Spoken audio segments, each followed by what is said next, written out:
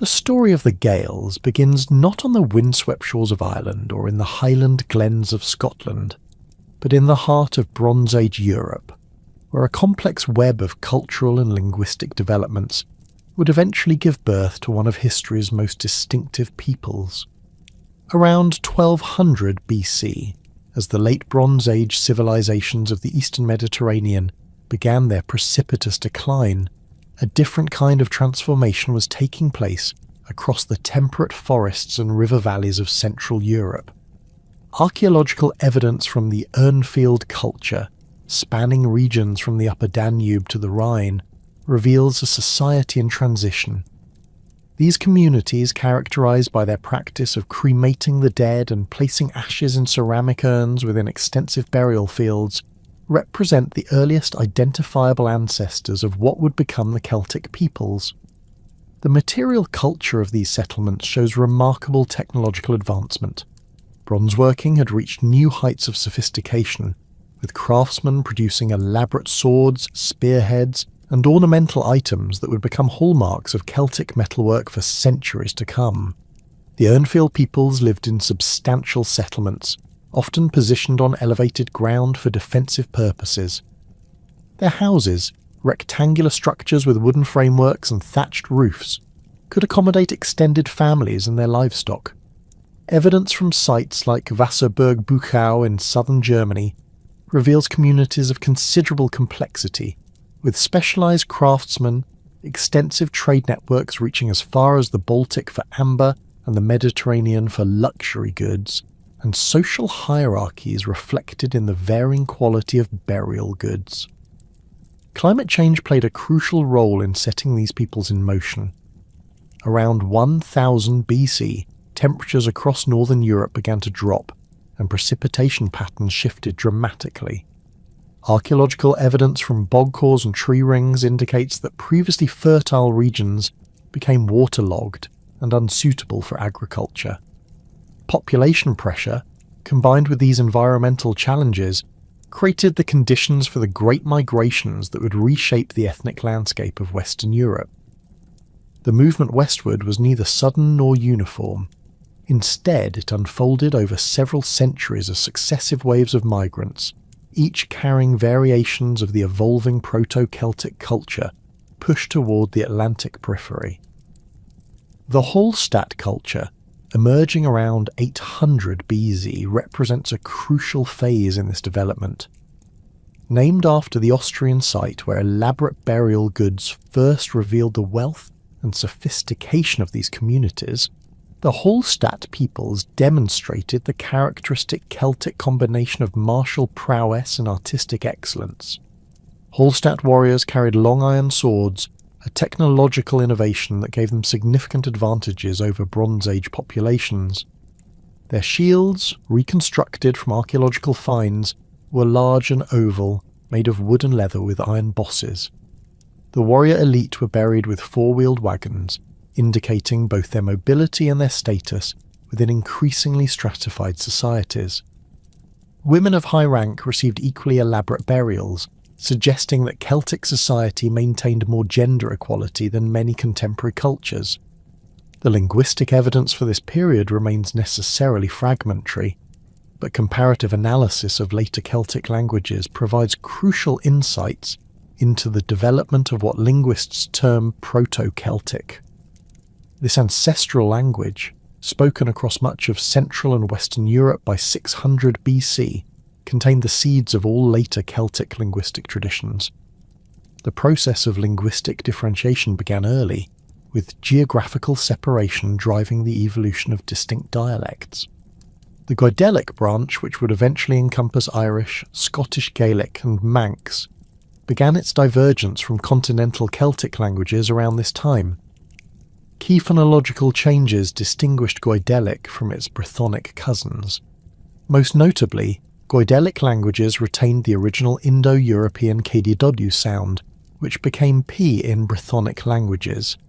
This difference is clearly visible in cognate words. The Goidelic Seither corresponds to Brythonic Pedwa, both deriving from the same Proto-Celtic root. The Latin culture, flourishing from approximately 450 BC, marked the final phase of continental Celtic development before the expansion into the British Isles. Named after the Swiss site where distinctive metalwork was first identified, Latin artistic style represented a revolutionary departure from earlier traditions. The flowing, curvilinear designs that characterised Latin art would become one of the most recognisable features of Celtic culture, influencing artistic expression for millennia. Latene warriors fought with long iron swords designed for slashing rather than thrusting, and their oval shields bore intricate decorative patterns. Archaeological evidence from sites like Gundestrup in Denmark, where a magnificent silver cauldron depicts Celtic warriors and deities, provides detailed information about their appearance and equipment. Warriors wore chainmail armour, an innovation that gave Celtic armies significant advantages in combat. Their helmets, often adorned with horns, wings, or animal figures, served both protective and psychological purposes. The expansion into Ireland, Scotland, and the Isle of Man occurred through multiple routes and over several centuries. The earliest Celtic settlers likely arrived in Ireland around 500 BC, though some evidence suggests earlier contact. These migrants encountered existing populations whose ancestors had inhabited the island since the Mesolithic period. The megalithic tomb builders, responsible for monuments like Newgrange and Carramore, had created sophisticated societies with their own religious traditions and technological capabilities. The interaction between incoming Celtic peoples and indigenous populations was complex and varied by region. In some areas, archaeological evidence suggests peaceful assimilation, with Celtic material culture gradually replacing earlier traditions. In others, there are signs of conflict and displacement. The process was neither uniform nor rapid. The transformation of Ireland into a recognisably Gaelic society took several centuries. Early Celtic settlements in Ireland followed patterns established on the continent. Ring forts, circular enclosures surrounded by earthen banks and wooden palisades, became the dominant settlement type. These structures, thousands of which still dot the Irish landscape, housed extended families and their livestock. The larger examples, such as the impressive stone fort of Dunankassa on the Aran Islands, demonstrate the defensive concerns of these early communities. Material culture from these early settlements reveals the gradual development of distinctly Irish Celtic traditions. Pottery styles evolved from continental prototypes but incorporated local innovations. Metalworking, particularly in bronze and iron, reached extraordinary levels of sophistication. The Broita gold collar, dating to the 1st century BC, exemplifies the technical mastery and artistic vision of Irish Celtic craftsmen. Burial practices provide crucial insights into the religious beliefs and social organisation of early Gaelic communities. The tradition of individual inhumation, often accompanied by weapons, jewellery and other grave goods, replaced earlier collective burial practices. High-status individuals were interred with elaborate assemblages that reflected their roles in life. Warriors received swords, spears and shields. Craftsmen were buried with their tools, and women of rank were accompanied by jewellery, mirrors and other personal items. The expansion into Scotland followed similar patterns but faced different challenges. The northern regions of Britain were inhabited by Pictish peoples who had developed their own sophisticated culture. The Celtic settlement of Scotland was concentrated initially in the western regions and the islands, where geographical barriers provided natural defensive positions. The kingdom of Dalriada, established by Irish settlers in the 6th century AD, represents the culmination of this early expansion, though Celtic influence in Scotland had been growing for centuries before this formal political development. The Isle of Man, positioned strategically in the Irish Sea, became a crucial waypoint for Celtic expansion and cultural exchange. Its early Celtic inhabitants developed a distinct variant of Goidelic that would eventually become the Manx language. Archaeological evidence from sites like the Braid reveals settlements that combined Irish and Scottish influences while maintaining their own unique characteristics. The formation of distinct Gaelic cultural identities was a gradual process that extended well into the historical period. These early Celtic settlers brought with them not just languages and technologies, but entire worldviews that would reshape the cultural landscape of the Western British Isles. Their religious practices, centred on the worship of numerous deities associated with natural features and human activities, merged with and sometimes supplanted earlier traditions. The Druids, the learned class of Celtic society, played crucial roles in maintaining cultural continuity during this period of expansion and settlement. These individuals served as judges, teachers, and religious leaders, preserving oral traditions that would eventually form the basis of medieval Irish and Scottish literature. Their training, which could last 20 years or more, ensured the transmission of laws, genealogies, and mythological traditions across generations. Economic systems also underwent transformation as Celtic communities established themselves in their new territories. Agriculture remained the foundation of society, but the emphasis shifted toward cattle raising, which would become central to Gaelic culture. Cattle served not only as sources of food and materials, but as measures of wealth and status. The importance of cattle in early Gaelic society is reflected in legal texts, mythological narratives, and archaeological evidence from settlement sites. Trade networks connected these early Gaelic communities with the broader Celtic world and beyond. Archaeological finds include Roman coins, Mediterranean pottery, and amber from the Baltic, indicating that despite their peripheral location, these societies maintained contact with the distant regions. This trade was facilitated by skilled seafarers who developed sophisticated knowledge of Atlantic navigation, capabilities that would later enable extensive maritime expansion. By the 4th century BC, the Celtic communities that had established themselves across Ireland, Western Scotland, and the Isle of Man had developed into complex societies that bore little resemblance to their migrant ancestors.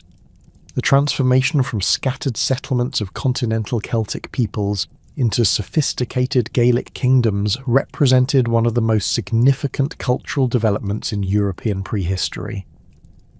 These societies had evolved intricate social hierarchies, religious systems, and economic networks that would define Gaelic civilization for the next millennium. The fundamental organising principle of early Gaelic society was the tuath, a territorial and kinship-based political unit that typically encompassed several hundred to a few thousand individuals. Each tuath controlled a specific territory, usually defined by natural boundaries such as rivers, mountains, or forests. Archaeological evidence from ringfoot distributions across Ireland suggests that individual tuatha averaged between 150 and 300 square kilometres, though significant variation existed based on local geography and population density. The tuath represented more than mere administrative convenience. It embodied the intersection of kinship, territory, and political authority that characterised Gaelic social organisation. Within each tuath, society was rigidly stratified into distinct classes, each with specific rights, obligations, and legal status. At the apex stood the Ritwaita, the king of the tuath, whose authority derived from both hereditary right and the consent of the noble class. These kings were not absolute monarchs, but rather first among equals, bound by complex legal obligations and traditional constraints on their power. Archaeological evidence from high-status burials of this period reveals the material wealth associated with royal status. Elaborate brooches, torques of twisted gold, imported wine amphorae, and weapons of exceptional craftsmanship. Below the king ranked the flaith, the noble class that provided the tuath's warrior elite and administrative leadership. These individuals owned substantial herds of cattle, controlled extensive territories, and maintained armed retinues of professional warriors. The archaeological record from sites like Rathcrogan in County Roscommon demonstrates the material culture associated with this class: large defensive enclosures, evidence of metalworking activities, and burial assemblages that included weapons, jewellery, and imported luxury goods. The flaith were further subdivided into grades based on their wealth, measured primarily in cattle and their proximity to the royal lineage. The sealer or free farmers form the backbone of Tuath society. These individuals owned land and cattle, participated in the Tuath's assembly, and bore arms in times of war.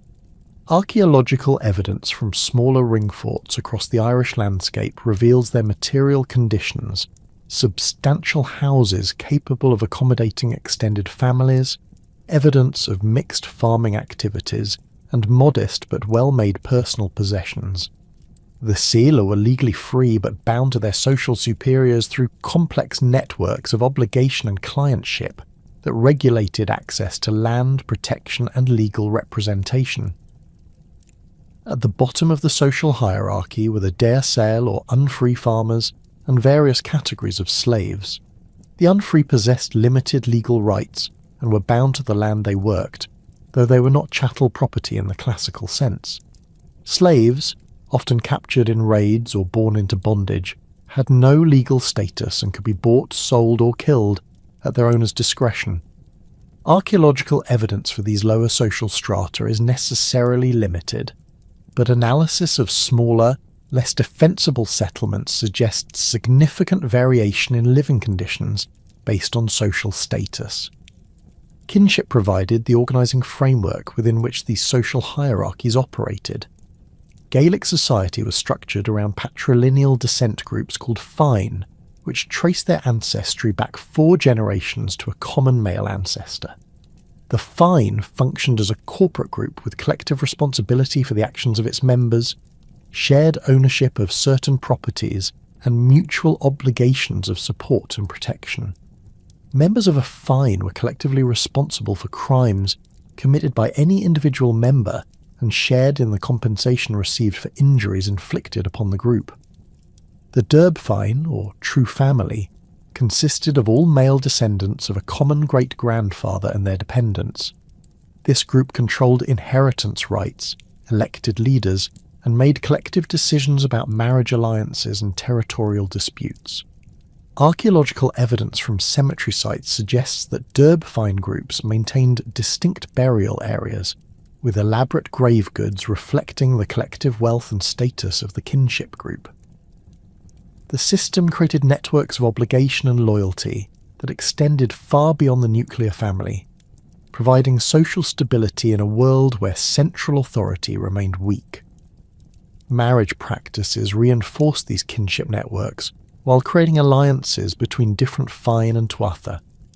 Elite marriages were carefully negotiated political arrangements that involved substantial exchanges of cattle, land, and other wealth.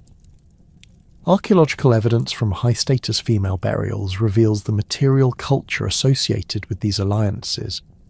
Elaborate jewellery that may have served as dowry payments, imported goods that demonstrated the bride's family's wealth and connections, and personal items that reflected her status within her new household.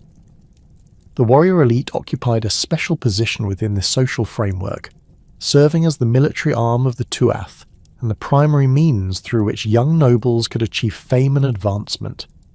These individuals underwent extensive training in weapons use, mounted combat, and the complex codes of honour that governed aristocratic behaviour. Archaeological finds from warrior graves reveal their equipment: long iron swords designed for slashing attacks, circular shields with elaborate bronze or iron bosses, and spears with leaf-shaped iron points. The quality of these weapons, often decorated with intricate Latin artistic motifs, demonstrates the high status accorded to military service. Warrior bands, known as fianna, operated semi-independently from the Tuath structure, raiding neighbouring territories and serving as mercenaries in conflicts between rival kings. These groups consisted primarily of young, unmarried men from noble families who had not yet inherited land or established their own households. The fianna followed their own codes of conduct and lived outside normal social constraints, hunting in the wilderness during summer months, and seeking hospitality from Tuath communities during winter. Archaeological evidence for fianna activities includes weapon caches hidden in remote locations and the remains of temporary camps in upland areas. Religious practices in Iron Age Gaelic society centred on the worship of numerous deities associated with specific natural features, human activities, and tribal identities. The Gaelic pantheon included gods and goddesses who controlled warfare, fertility, craftsmanship, and the boundaries between the human and supernatural worlds. Archaeological evidence from ritual sites across Ireland and western Scotland reveals the material expressions of these beliefs. Votive deposits in lakes and bogs, elaborate ceremonial centres, and sacred groves where religious ceremonies took place. The Druids formed the intellectual and spiritual elite of Gaelic society, serving as priests, judges, teachers, and advisors to kings. Their training, which could extend for 20 years or more, involved memorizing vast quantities of oral tradition including laws, genealogies, religious formulas, and mythological narratives. The Druids maintained no written records, believing that the act of writing would weaken memory and diminish the sacred power of their knowledge. Archaeological evidence for druidical activities is necessarily indirect, but ritual sites often contain evidence of human sacrifice, elaborate ceremonies, and the deposition of valuable objects as offerings to the gods. Sacred landscapes played crucial roles in Gaelic religious practice. Natural features such as springs, lakes, mountains, and forests were believed to be inhabited by supernatural beings and served as focal points for religious activities. The Hill of Tara in County Meath exemplifies the development of ceremonial centres that combined natural sanctity with human construction. Archaeological excavation has revealed multiple phases of activity spanning several centuries, including ritual burials, ceremonial structures, and evidence of large gatherings that may have involved multiple tuatha. Votive deposits in watery locations provide some of the most dramatic archaeological evidence for Gaelic religious practices. Lakes, rivers and bogs across Ireland and Scotland have yielded thousands of weapons, jewellery and other valuable objects that were deliberately deposited as offerings to the gods. The Lisnacroga Crannog in County Antrim produced a remarkable assemblage of Latena metalwork including swords, spears and decorative items that had been systematically deposited over several centuries. These finds demonstrate both the wealth of Gaelic communities and their willingness to sacrifice valuable possessions for religious purposes. The economic foundations of Iron Age Gaelic society rested primarily on cattle raising, which provided not only sustenance but also the primary measure of wealth and social status. Cattle served multiple functions. They provided milk, meat, leather, and bone for tools, while their ownership determined an individual's legal status and political influence. The legal texts that survive from later periods indicate that fines, compensation payments, and tribute obligations were all calculated in terms of cattle, with different grades of animals assigned specific values based on age, sex, and breeding potential. Archaeological evidence from settlement sites reveals the central importance of cattle in daily life. Ringforts typically included substantial enclosures for livestock, with evidence of cattle stalls, milking areas, and facilities for processing dairy products. Analysis of animal bones from middens indicates that cattle comprised between 60 and 80% of the livestock maintained by most communities, with sheep, goats, and pigs playing secondary roles. The seasonal movement of herds to upland pastures during summer months is evidenced by the remains of temporary shelters and enclosures in mountainous regions.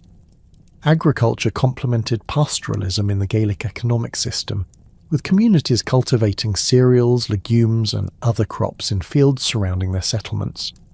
Archaeological evidence indicates that early Gaelic farmers grew wheat, barley, and oats, using iron ploughshares that represented significant technological advances over earlier bronze implements.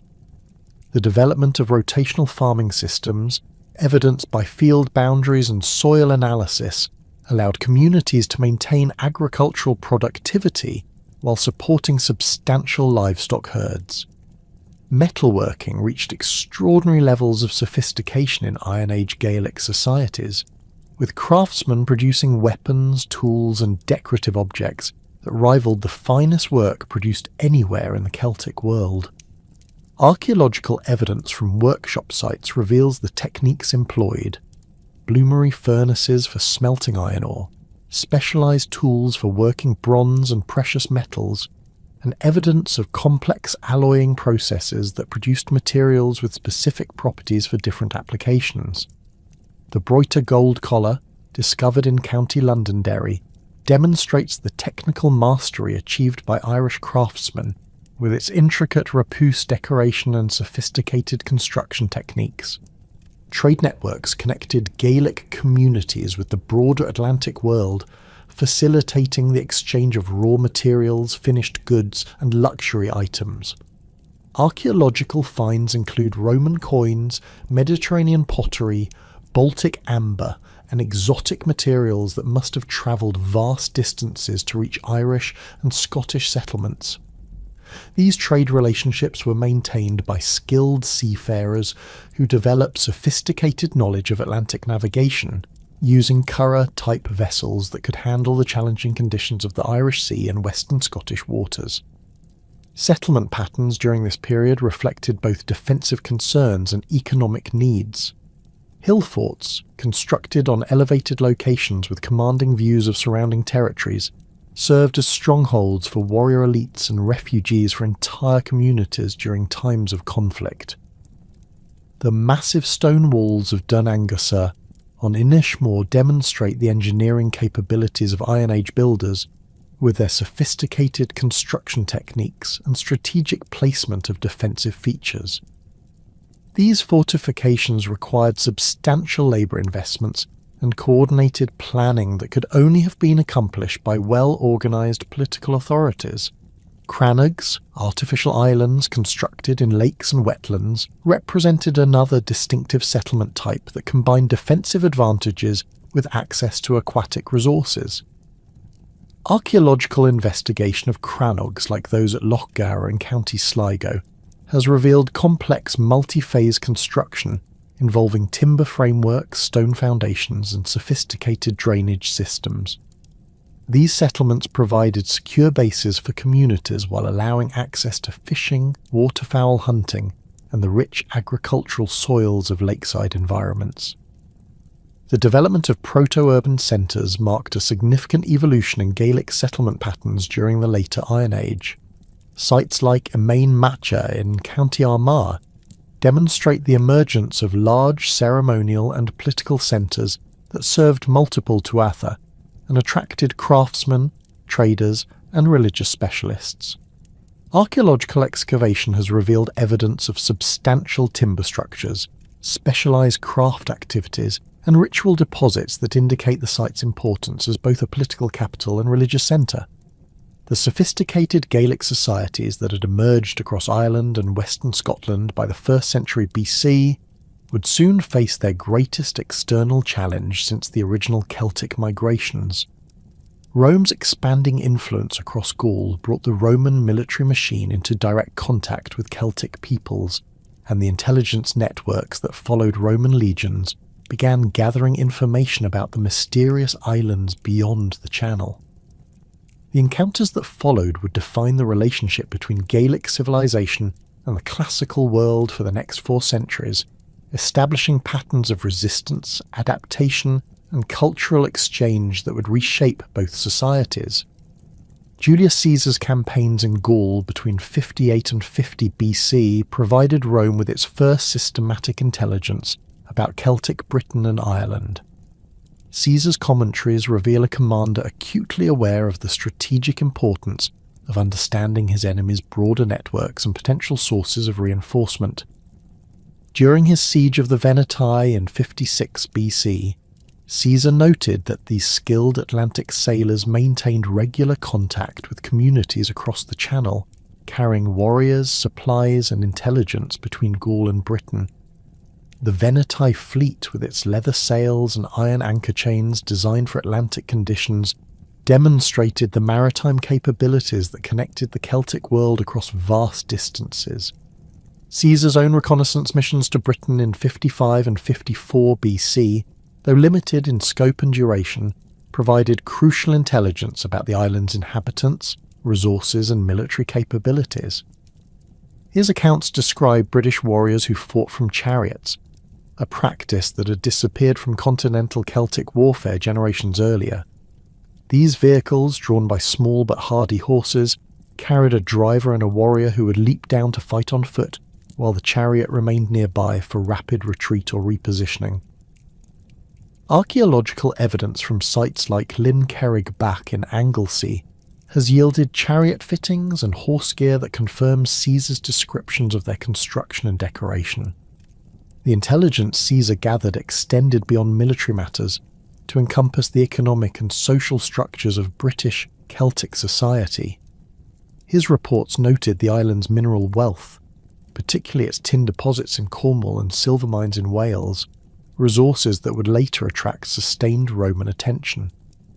Caesar observed that British communities were more densely populated than their Gaulish counterparts, with extensive agricultural systems supporting large settlements.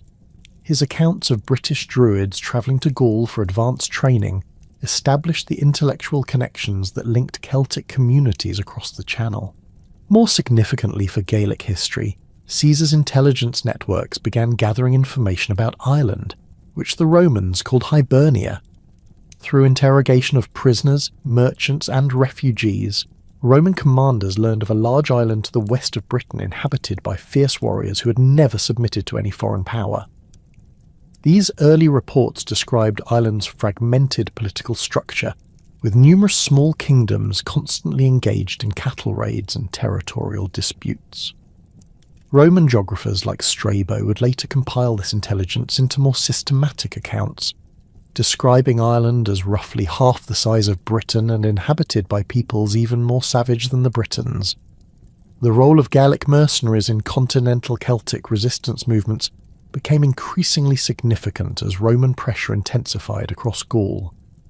Irish and Scottish warriors, renowned for their ferocity and skill with traditional Celtic weapons, served in the armies of Gallic leaders like Vercingetorix during the Great Rebellion of 52 BC. Archaeological evidence from the Siege of Alesia includes weapons and personal ornaments that match styles found in Ireland and western Scotland, suggesting that warriors from these regions participated in the final desperate resistance to Roman conquest.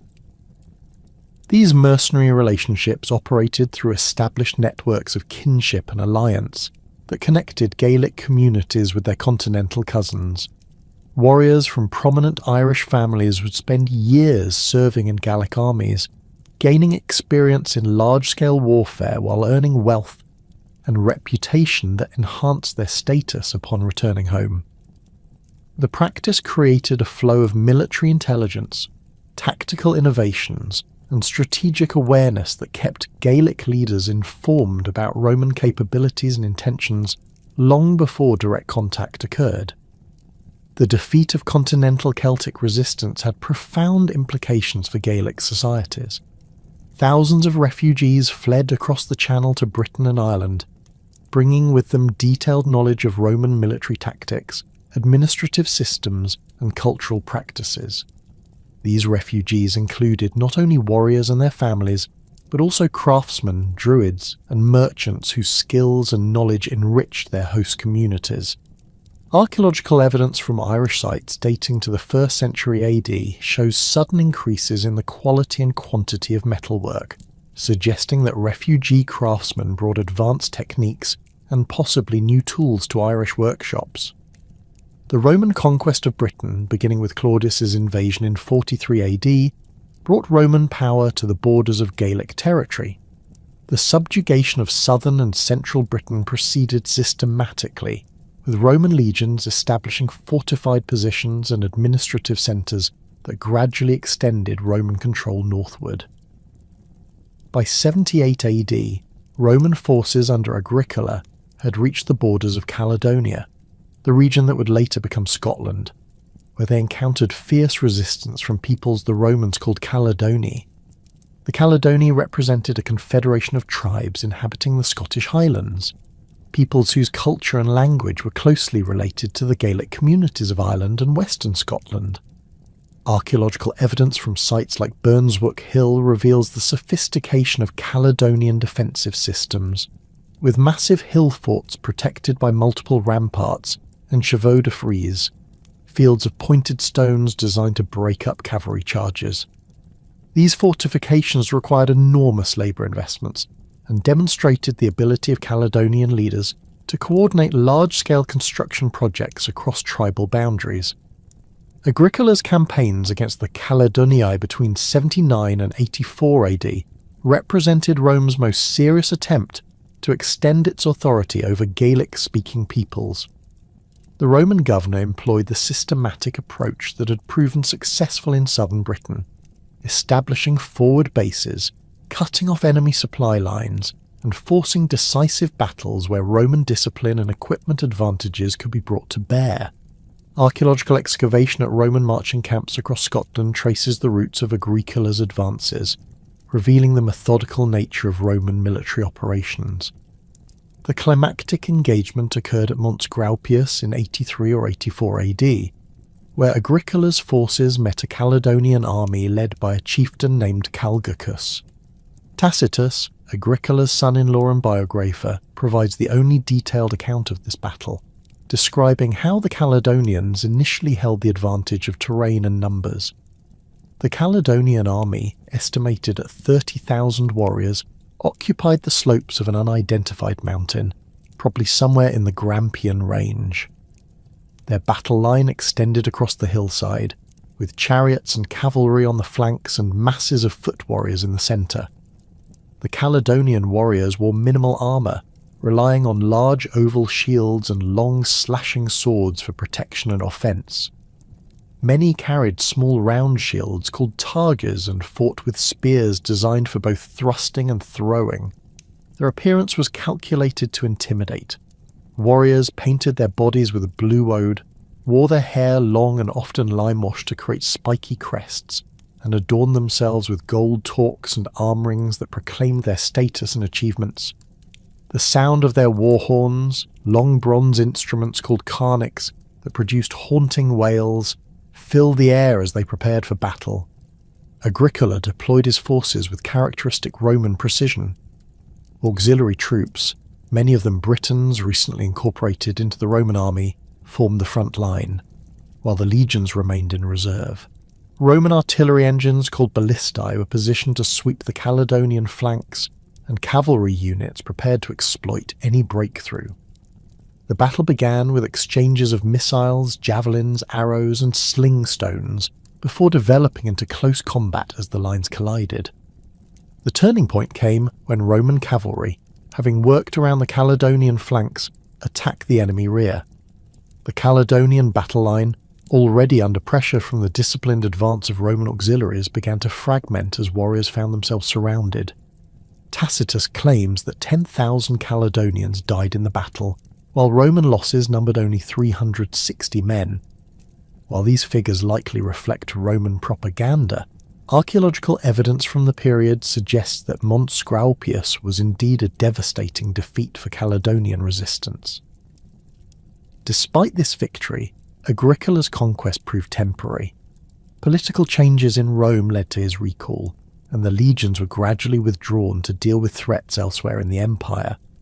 The Caledonii and their allies, though blooded, had not been permanently subdued.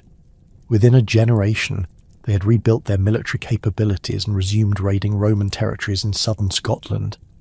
The pattern of Roman advance followed by withdrawal would characterise the relationship between Rome and the northern peoples for the next 3 centuries. The construction of Hadrian's Wall between 122 and 128 AD marked Rome's acknowledgement that the conquest of Caledonia was neither feasible nor cost-effective. This massive fortification, stretching 73 miles from Wallsend on the River Tyne to Bonus on Solway, represented one of the most ambitious engineering projects in Roman history. The wall itself stood approximately 15 feet high and was topped with a parapet and walkway that brought its total height to nearly 20 feet. 16 major forts along its length housed garrison troops, while smaller mile castles and turrets provided observation points and sally ports for patrols. The wall's construction required enormous resources, an estimated 15,000 tons of stone, hundreds of thousands of tons of earth for foundations and ramparts, and years of labour by legionary engineers and auxiliary troops. The eastern sections were built of dressed stone with a rubble core, while western portions were initially constructed of turf and timber before being rebuilt in stone. The engineering challenges were immense, particularly where the wall crossed rivers and traversed the rocky crags of the Windsill escarpment. Archaeological evidence reveals the sophisticated nature of the wall's defensive systems. The vallum, a mysterious earthwork consisting of a central ditch flanked by two mounds, ran parallel to the wall for most of its length. This feature may have served as military boundary, controlling access to the wall zone and preventing unauthorized movement between Roman territory and the unconquered north. The discovery of writing tablets at Vindolanda, one of the wall's forts, provides intimate details of garrison life and reveals the constant vigilance required to maintain the frontier. The Antonine Wall, built around 142 AD during a brief Roman re-advance into Scotland, demonstrated the temporary nature of Roman gains in Caledonian territory. This turf and timber fortification stretched 37 miles between the Forth and Clyde estuaries, establishing a new frontier approximately 100 miles north of Hadrian's Wall. Archaeological investigation has revealed 19 forts along its length, connected by a military road and supported by a series of fortlets and signal stations. The Antonine Wall's construction involved different challenges from its stone predecessor. Built primarily of turf blocks laid on a stone foundation, the wall stood approximately 12 feet high and was fronted by a substantial ditch. The engineering required careful attention to drainage and foundation stability in the often waterlogged Scottish lowlands. Evidence from excavations at forts like Rough Castle reveals the daily lives of garrison troops who maintained this exposed frontier. The abandonment of the Antonine Wall around 162 AD, after only 20 years of occupation, marked the end of sustained Roman attempts to conquer Caledonia. The withdrawal was probably precipitated by renewed Caledonian resistance and the need for troops elsewhere in the empire. Archaeological evidence suggests that the retreat was conducted in good order, with valuable equipment removed and installations deliberately demolished to prevent their use by enemies. The peoples who successfully resisted Roman expansion included not only the Caledonia, but also the mysterious Picts, whose relationship to Gaelic-speaking populations remains a subject of scholarly debate. Pictish territory extended across much of northern and eastern Scotland, encompassing regions where distinctive symbol stones and archaeological remains attest to a sophisticated culture with its own artistic traditions and political organisation. The Pictish language appears to have been Celtic, possibly related to Brythonic rather than Gwydelic, though the evidence remains fragmentary and controversial. Pictish military capabilities clearly impressed Roman commanders, who described them as formidable opponents skilled in guerrilla warfare and capable of coordinating large-scale operations across tribal boundaries. Their use of painted body decoration gave them their Roman name Picti, meaning painted people, though they called themselves something else entirely. Archaeological evidence from Pictish hill forts reveals sophisticated defensive systems and evidence of metalworking capabilities that produced weapons and ornaments of high quality. The relationship between Picts and Gaels was complex, involving both conflict and cooperation depending on circumstances. In some periods, they united against Roman threats. In others, they fought each other for territory and resources. The gradual Gaelic settlement of western Scotland, particularly through the establishment of the Kingdom of Dalriada in the 6th century AD, would eventually lead to the political unification of Pictish and Gaelic territories, but during the Roman period they remained distinct peoples with separate identities and interests. Ireland's position as the only major Celtic region to remain completely unconquered by Rome was both a source of strength and a burden for Gaelic civilization. The island served as a refuge for Celtic culture, preserving traditions, languages, and social systems that disappeared elsewhere under Roman influence. Irish monasteries would later become centres for the preservation of classical learning during the early medieval period.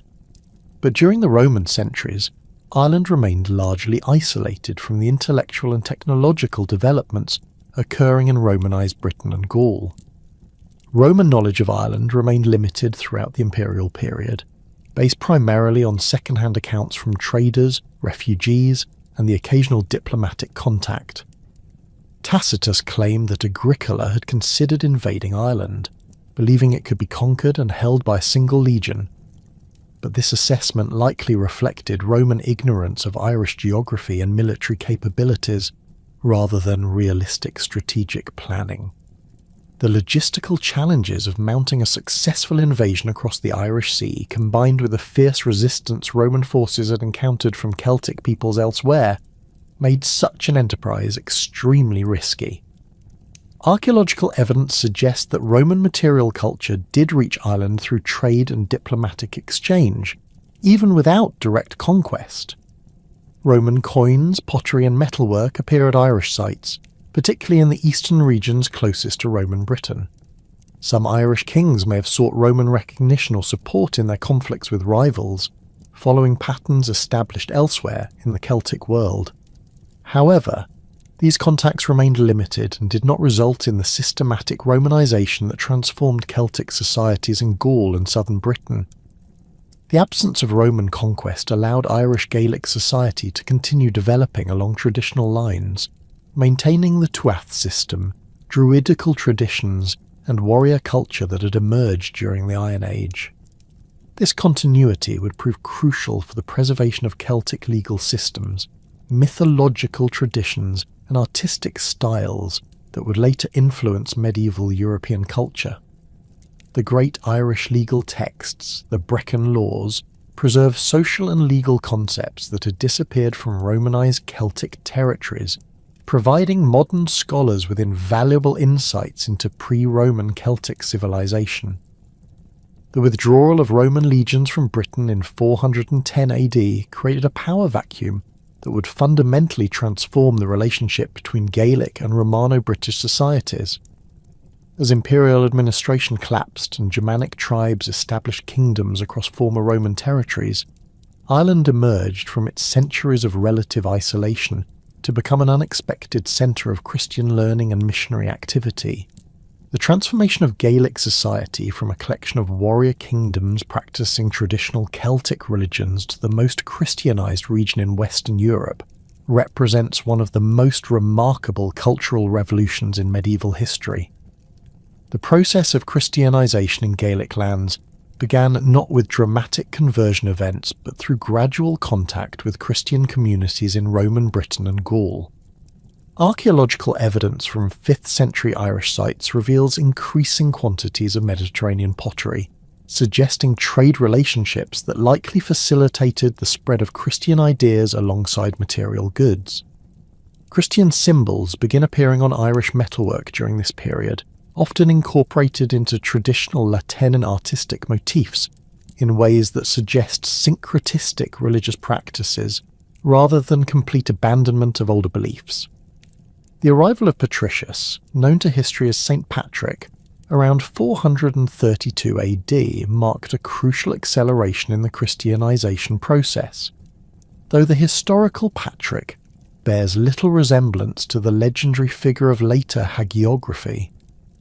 Born into a Romano-British Christian family, probably in Western Britain or Wales, Patrick experienced slavery in Ireland as a young man before escaping and receiving religious training in Gaul. His own writings, the Confessio and the Letter to Croticus, provide rare contemporary testimony about the challenges facing Christian missionaries in 5th century Ireland. Patrick's mission strategy focused on converting kings and noble families, understanding that Christianity would spread most effectively through existing social hierarchies, rather than popular movements among the lower classes.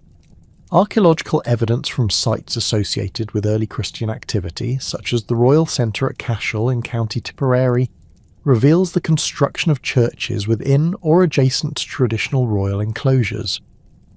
These locations demonstrate how Christian missionaries adapted their approach to existing power structures, establishing churches under royal patronage rather than challenging established political authorities.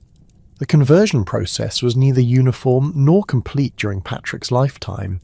Traditional Irish religious practices, centred on druids and the worship of natural deities, continued alongside Christian observances in many regions. Archaeological excavation at ritual sites like the Hill of Tara reveals evidence of continued pagan ceremonies well into the 6th century, with Christian symbols gradually being incorporated into traditional religious contexts. This syncretism is particularly evident in early Christian art, where Celtic spirals and interlaced patterns merge with Christian iconography to create distinctive hybrid forms. The establishment of monastic communities represented the most significant institutional innovation of early Irish Christianity. Unlike the episcopal structure that dominated Christian organisation in Roman territories, Irish Christianity developed around monasteries founded by charismatic holy men who attracted followers through their reputation for sanctity and learning. These communities, known as parousia, often controlled extensive territories and exercised both spiritual and temporal authority over surrounding populations. Clonmacnoise, founded by St. Kieran around 544 AD on the banks of the River Shannon, exemplifies the development of major Irish monastic centres. Archaeological investigation has revealed the evolution of the site from a simple hermitage to a complex of churches, workshops and residential buildings that housed hundreds of monks and lay workers. The monastery's strategic location at the intersection of major river and land routes made it a natural centre for trade and communication, while its workshops produced manuscripts, metalwork and other goods that were distributed across Ireland and beyond. The monastic rule that governed these communities adapted Mediterranean traditions to Irish conditions and cultural expectations. The Rule of Columbanus, written in the late 6th century, reveals the austere discipline expected of Irish monks: minimal food and sleep, constant prayer and manual labour, and complete obedience to abbatial authority. However, Irish monasticism also incorporated elements of traditional Gaelic culture, including the importance of kinship networks in monastic recruitment and the role of learned classes in preserving cultural traditions. St. Columba's foundation of Iona, around 563 AD, established the most influential centre of Gaelic Christianity in Scotland. Born into the powerful Uí Néill dynasty of Donegal, Columba brought both royal connections and extensive learning to his Scottish mission. Iona's location in the Inner Hebrides positioned it perfectly to serve as a bridge between Irish and Pictish territories, facilitating the gradual conversion of Pictish kingdoms to Christianity, while maintaining connections with Irish monastic networks. The monastery on Iona developed into a major centre of manuscript production, metalworking and stone carving. Archaeological excavation has revealed evidence of sophisticated workshops where monks produced illuminated manuscripts, carved stone crosses, and created metalwork of exceptional quality. The Iona Scriptorium became renowned throughout Western Europe for the beauty and accuracy of its biblical texts, with manuscripts from Iona reaching monasteries in Ireland, England, and continental Europe. Columba's mission to the Picts involved complex negotiations with existing political and religious authorities. The Pictish king Bride mac Maelchon, who ruled from his fortress at Craig Padrig near modern Inverness, initially received Columba with suspicion, but eventually granted him permission to preach within Pictish territories. Archaeological evidence from Pictish sites of this period reveals the gradual adoption of Christian symbols alongside traditional Pictish motifs, suggesting a process of cultural accommodation rather than wholesale replacement of existing beliefs. The conversion of Pictish kingdoms proceeded slowly. with Christian communities initially concentrated around royal centres and major trade routes. The distinctive Pictish symbol stones of this period often combine traditional symbols with Christian crosses, creating unique artistic expressions that reflect the complex process of religious transformation. Sites like the Pictish monastery at Port Mahomet in Easter Ross reveal the establishment of major Christian centres that served both spiritual and economic functions within Pictish society. The golden age of Irish monasticism reached its zenith during the 7th and 8th centuries, when Irish monasteries became the most important centres of learning in Western Europe. The collapse of classical education in former Roman territories, combined with the isolation of Byzantine scholarship, create conditions where Irish monasteries preserved and transmitted much of the intellectual heritage of the ancient world. The library at Clonmacnoise contained not only Christian texts, but also classical works of philosophy, history and literature that had been lost elsewhere in Western Europe.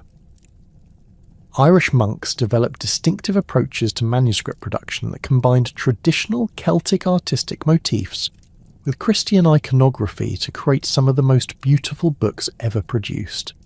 The Book of Durrow, created around 675 AD, demonstrates the sophisticated artistic techniques developed in Irish scriptoria. Its pages combine intricate geometric patterns derived from traditional metalwork designs with stylized animal forms and elaborate initial letters that transform text into visual art. The vellum pages were prepared using techniques that produced writing surfaces of exceptional quality, while the inks were created from local materials using formulas that preserved their colours for over a millennium. The Book of Kells, probably produced at Iona in the late 8th century, represents the pinnacle of Irish manuscript art. Each page demonstrates the extraordinary skill of Irish scribes and illuminators, who created complex geometric patterns, stylized human and animal figures, and elaborate decorative borders that transform the biblical text into a work of supreme artistic achievement. The technical challenges involved in creating such work were immense. The preparation of hundreds of vellum pages from carefully selected calf skins, the creation of permanent inks from minerals and organic materials, and the coordination of multiple scribes and artists working over several years. The development of distinctive Irish script forms facilitated the production and distribution of texts throughout the Gaelic world. Irish scribes developed several distinctive hands, including the formal majuscule used for biblical texts, and the more cursive minuscule employed for everyday documents. These scripts were specifically adapted to the Irish language, incorporating special characters for sounds that did not exist in Latin. The spread of Irish script forms to continental European monasteries established Irish influence over manuscript production across much of medieval Europe. Irish monastic schools attracted students from across Western Europe, earning Ireland the designation Island of Saints and Scholars. The curriculum at major Irish monasteries included not only Christian theology but also classical literature, mathematics, astronomy and natural philosophy. Irish scholars developed innovative approaches to education that emphasise critical thinking and textual analysis, producing graduates who became influential teachers and administrators throughout medieval Europe. The reputation of Irish learning was such that kings and nobles from England, Gaul and Germany sent their sons to be educated in Irish monasteries. The preservation of classical learning in Irish monasteries occurred through systematic copying and commentary projects that maintained texts that had been lost elsewhere. Irish scholars created extensive commentaries on classical authors, preserving not only the original texts but also sophisticated analyses of their meaning and significance. The Irish commentary tradition on Virgil, for example, preserves interpretations and textual variants that provide crucial insights into how classical literature was understood in the early medieval period. The development of distinctive Gaelic Christian art forms represented a remarkable synthesis of traditional Celtic artistic traditions with Christian iconography and Mediterranean influences.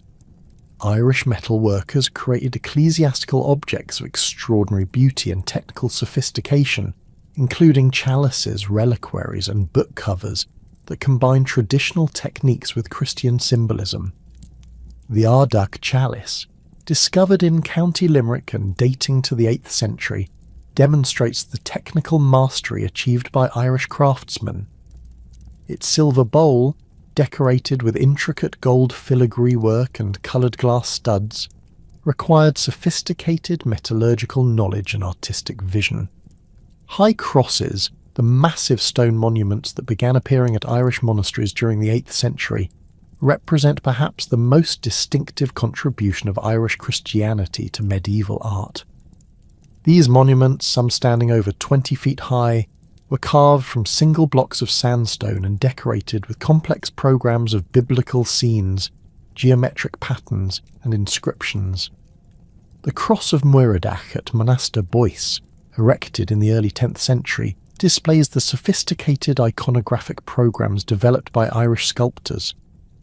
Its panels depict scenes from both the Old and New Testaments, arranged in complex theological relationships that demonstrate the advanced biblical scholarship of Irish monasteries.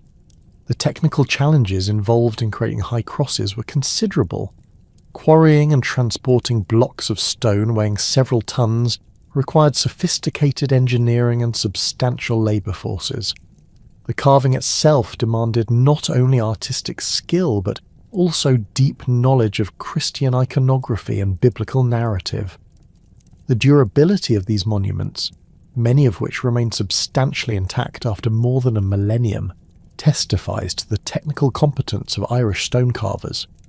The expansion of Irish missionary activity to continental Europe during the 6th and 7th centuries established the Hiberno-Scottish mission as one of the most significant cultural movements of the early medieval period.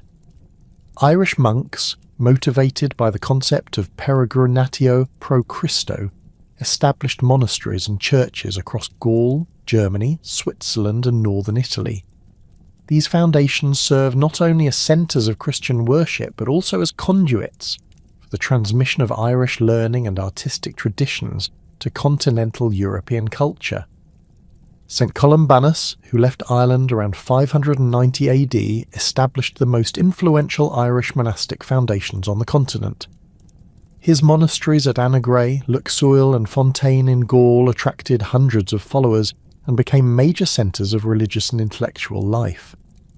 The rule of Columbanus, which governed these communities, was more austere than the Benedictine rule that dominated continental monasticism, requiring extensive fasting, prolonged prayer, and severe penances for infractions. This rigour attracted many continental Europeans who sought more demanding forms of religious life than were available in existing monasteries. The monastery at Luxeuil became a major centre of manuscript production, with its scriptorium producing texts that were distributed throughout medieval Europe. Irish scribes at Luxeuil developed hybrid script forms that combined Irish and continental traditions, creating new standards for manuscript production that influenced scriptoria across Gaul and Germany. The monastery's library contained both Irish texts and continental works, facilitating intellectual exchange between different scholarly traditions. St. Gall, a companion of Columbanus, established the monastery that would become one of medieval Europe's most important libraries. Located in what is now Switzerland, St. Gallen developed into a major centre of learning that preserved thousands of manuscripts from the early medieval period. The monastery's Irish origins are evident in its distinctive architectural features, manuscript collection, and educational practices, which maintained Irish traditions while adapting to continental conditions. The Irish monastery at Bobbio in northern Italy, founded by Columbanus in 612 AD, became a crucial link between Irish scholarship and the intellectual traditions of the Mediterranean world. Bobbio's library contained Greek texts that were rare in Western Europe, along with Irish manuscripts and continental works. Irish scholars at Bobbio created important commentaries on classical authors and contributed to the preservation of texts that would otherwise have been lost during the upheavals of the early medieval period. The cultural exchange facilitated by Irish missionaries operated in both directions, with continental influences reaching Ireland through returning monks and imported manuscripts. Irish monasteries acquired Greek and Latin texts from continental libraries, while continental scholars travelled to Ireland to study in Irish schools. This exchange enriched both traditions, creating a cosmopolitan intellectual culture that transcended regional boundaries. The impact of Irish missionaries extended beyond purely religious activities to encompass education, agriculture and technology transfer. Irish monks introduced new agricultural techniques to continental communities, including advanced methods of land reclamation and crop rotation that increased agricultural productivity. They also transmitted technological innovations, particularly in manuscript production and metalworking, that influenced continental European craftsmanship for centuries. The diplomatic relationships established through Irish missionary activity created networks of communication and cultural exchange that connected Ireland with the major political centres of medieval Europe. Irish monasteries served as neutral ground where representatives of different kingdoms could meet and negotiate, while Irish scholars served as advisors to continental rulers who valued their learning and supposed impartiality in local political disputes. The tranquil morning of June 15, 795 AD, shattered the centuries-old peace of Rathlin Island, when dragon-prowed longships appeared on the horizon off the Antrim coast. The island's monastery, perched on limestone cliffs overlooking the turbulent waters between Ireland and Scotland, had served as a beacon of Gaelic Christian learning for over 2 centuries.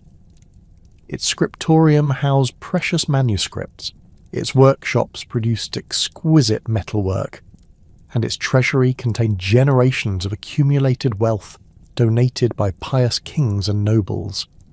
The Viking raiders who beached their shallow-drafted vessels on the island's rocky shores understood none of this cultural significance, but they recognised the glint of gold and silver that adorned the monastery's altars and reliquaries. The attack on Rathlin represented the first recorded Viking raid on Irish territory, marking the beginning of a period that would fundamentally transform Gaelic society. The raiders, likely originating from the fjords of western Norway, had perfected their maritime technology during generations of coastal raiding in the North Sea and Atlantic approaches.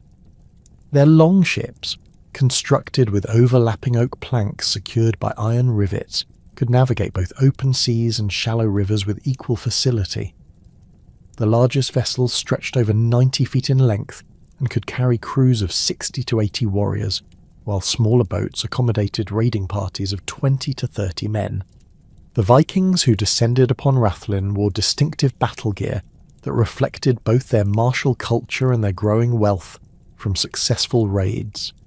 Iron helmets, often reinforced with bronze strips and featuring protective nose guards, covered heads that bore the long braided hair characteristic of Scandinavian warriors. Their round shields, constructed from limewood planks bound with iron rims, displayed painted designs that identified individual warriors and their regional origins. Double-edged swords with pattern-welded blades hung from leather baldricks, while long-hafted axes served as both weapons and tools for breaking down monastery doors and prying apart stone walls in search of hidden treasures. The monastery's defenders, primarily Irish monks with limited military training, could offer little resistance against seasoned Viking warriors.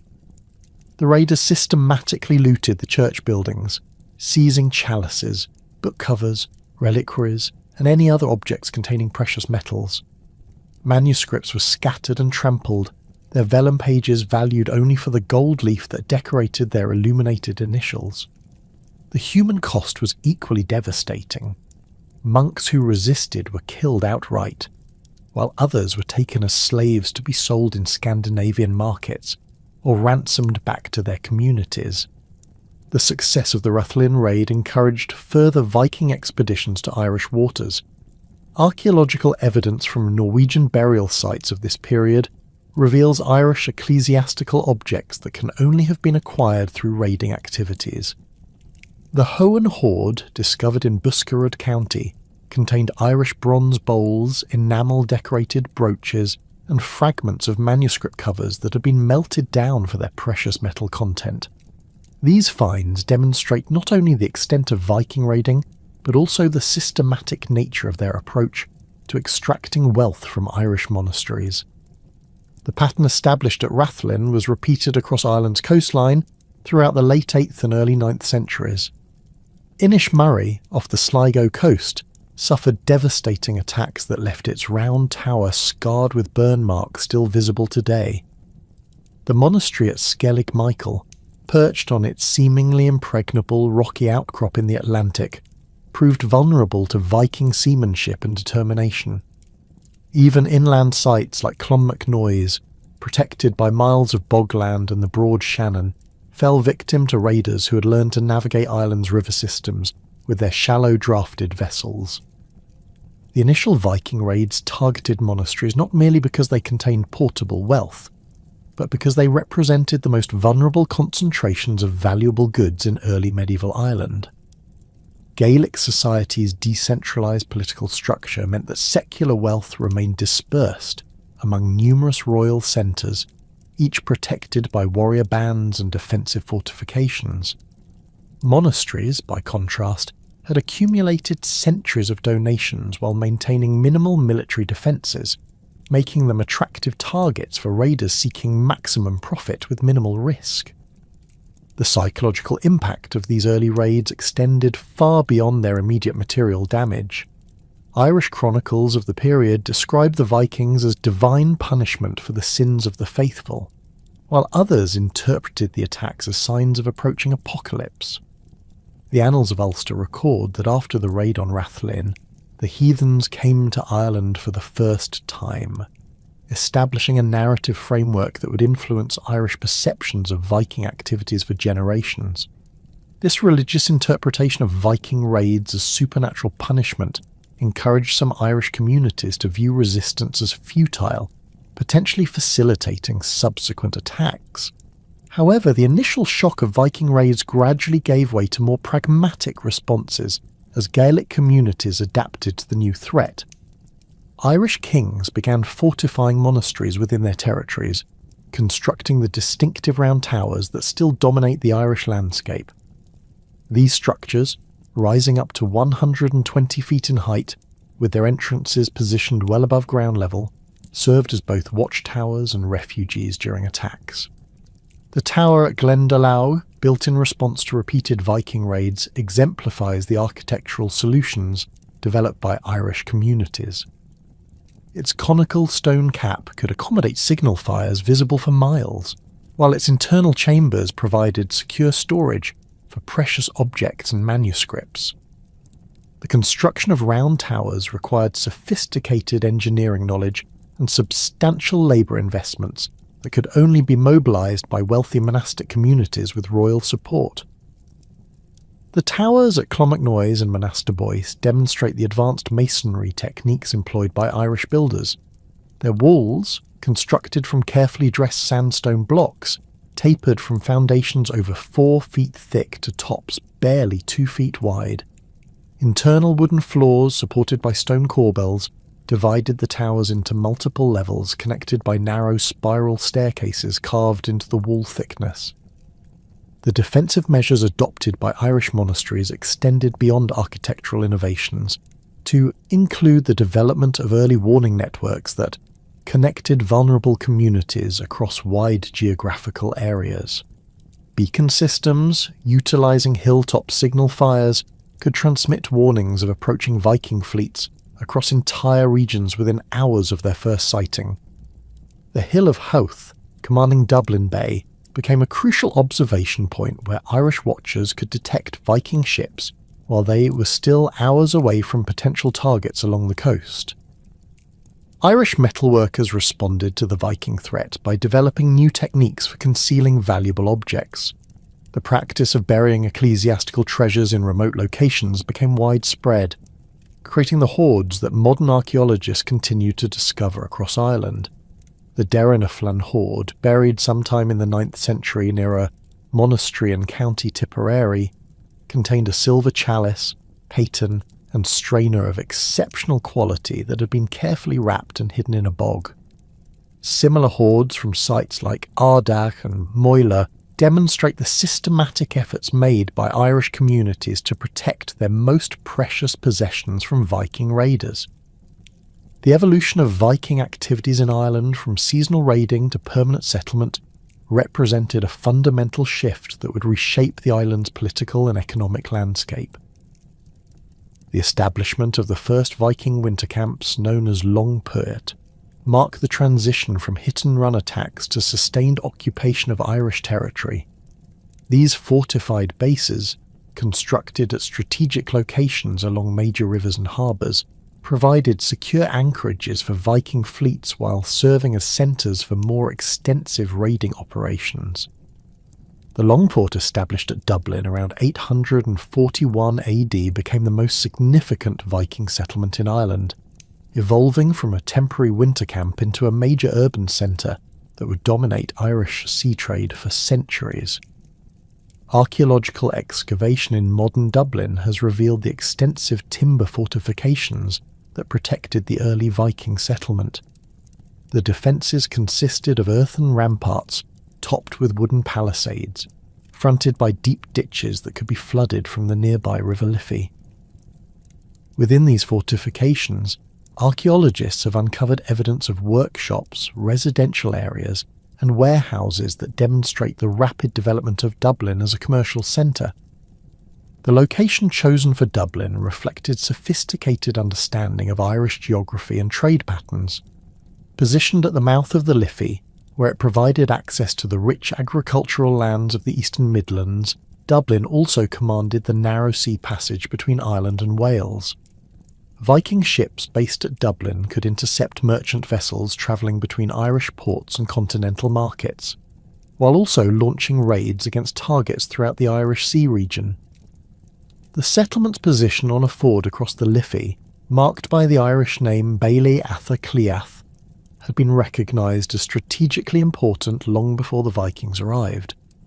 The establishment of Viking settlements at Cork and Waterford followed similar patterns, with raiders selecting locations that combined defensive advantages with commercial opportunities. Cork's position at the head of a long sea inlet provided protection from Atlantic storms while offering access to the fertile valleys of Munster. The Vikings constructed their settlement on an island in the River Lee, surrounded by marshlands that provided natural defences against Irish attacks. Archaeological evidence from Cork reveals extensive evidence of metalworking, leather production, and other crafts that supplied both local needs and export markets. Waterford's location near the confluence of the rivers Suir, Nore and Barrow made it a natural centre for trade with the Irish interior. Viking merchants based at Waterford could navigate far inland, reaching Irish communities that had previously been isolated from international commerce. The settlement's workshops produced goods specifically designed for Irish markets, including jewellery that combined Scandinavian techniques with Celtic artistic motifs. This cultural synthesis reflected the complex relationships that developed between Viking settlers and Irish populations, as initial hostility gave way to more nuanced interactions. The transformation of the Scottish Hebrides into a major centre of Viking settlement occurred through different processes than those observed in Ireland. The island's scattered populations and limited political organisation made systematic resistance difficult, while their strategic position along Atlantic shipping routes made them attractive to Viking navigators. Archaeological evidence from sites like the Udall on North Uist reveals the gradual replacement of Gaelic material culture with Scandinavian artefacts, suggesting either population replacement or rapid cultural assimilation. The Viking settlement of the Hebrides created a distinctive Norse Gaelic culture that would dominate the western Scottish islands for centuries. This hybrid society combined Scandinavian maritime traditions with Gaelic social structures, creating communities that were equally comfortable raiding Irish monasteries and negotiating with Scottish kings. The archaeological record from sites like Jarlshof in Shetland demonstrates the evolution of this culture through successive phases of occupation. Early levels contain purely Scandinavian artifacts, oval brooches, combs, and weapons typical of Norwegian settlements. Later phases show increasing evidence of cultural mixing, with Gaelic-style metalwork appearing alongside Scandinavian pottery and tools. The development of distinctive Norse Gaelic artistic styles reflected the complex cultural negotiations occurring in Viking settlements across the Irish Sea region. Metal workers in Dublin and the Hebrides created jewellery that combined traditional Scandinavian animal motifs with Celtic interlace patterns, producing objects that appeal to both cultural traditions. The Kilmainham brooch, discovered in Dublin and dating to the 9th century, exemplifies this synthesis. Its silver surface bears intricate animal designs executed in the Scandinavian Bora style, while its overall form and construction techniques derive from Irish tradition.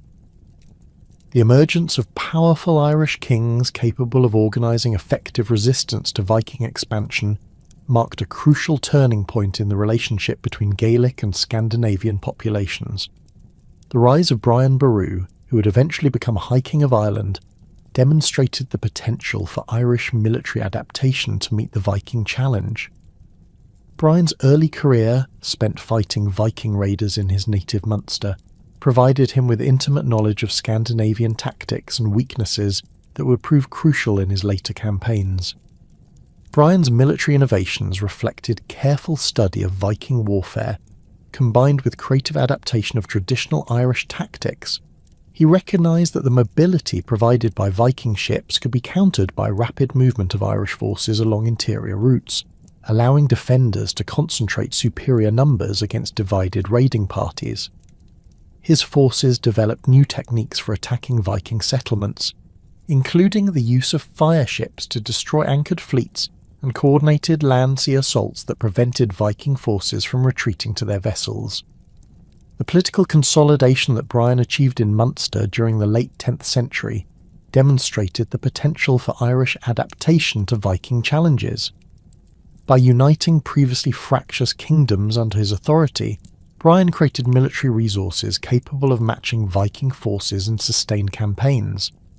His control over the Shannon estuary allowed him to regulate Viking access to Ireland's interior, while his alliance with the Church provided both moral authority and access to the wealth needed to maintain professional military forces.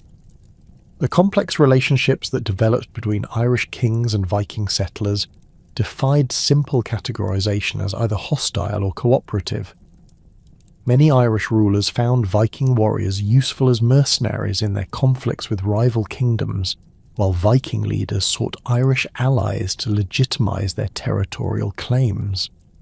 The political situation became further complicated by the emergence of second-generation Viking leaders who had been born in Ireland and maintained complex loyalties to both Scandinavian and Irish traditions.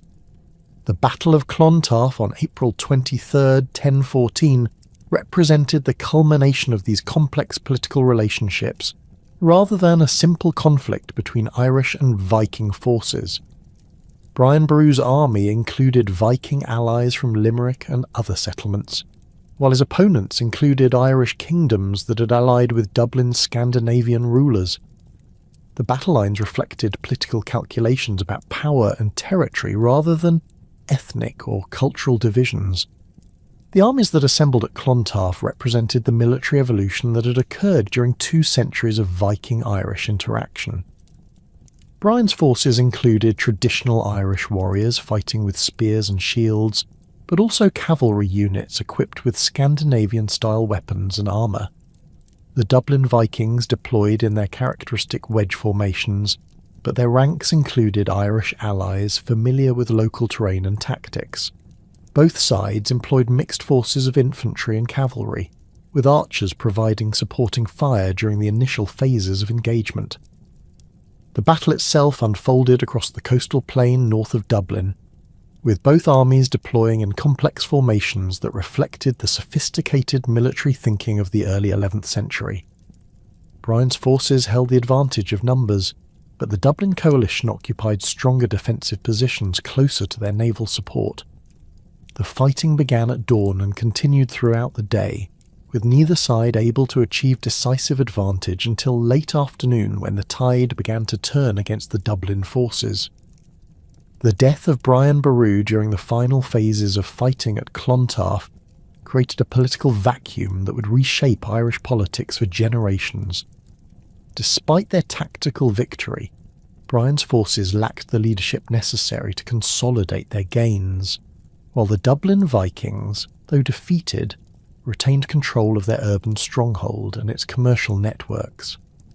The battle's outcome demonstrated both the potential and limitations of Irish resistance to Viking settlement, establishing patterns of coexistence that would characterise Irish-Scandinavian relationships for the remainder of the medieval period.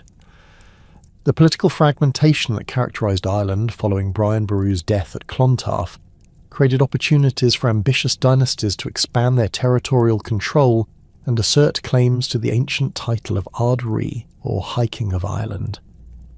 This concept, which had evolved from earlier Celtic notions of sacred kingship, represented the theoretical apex of Irish political authority, though the practical power of high kings varied dramatically depending on their military capabilities and the political circumstances of their reigns.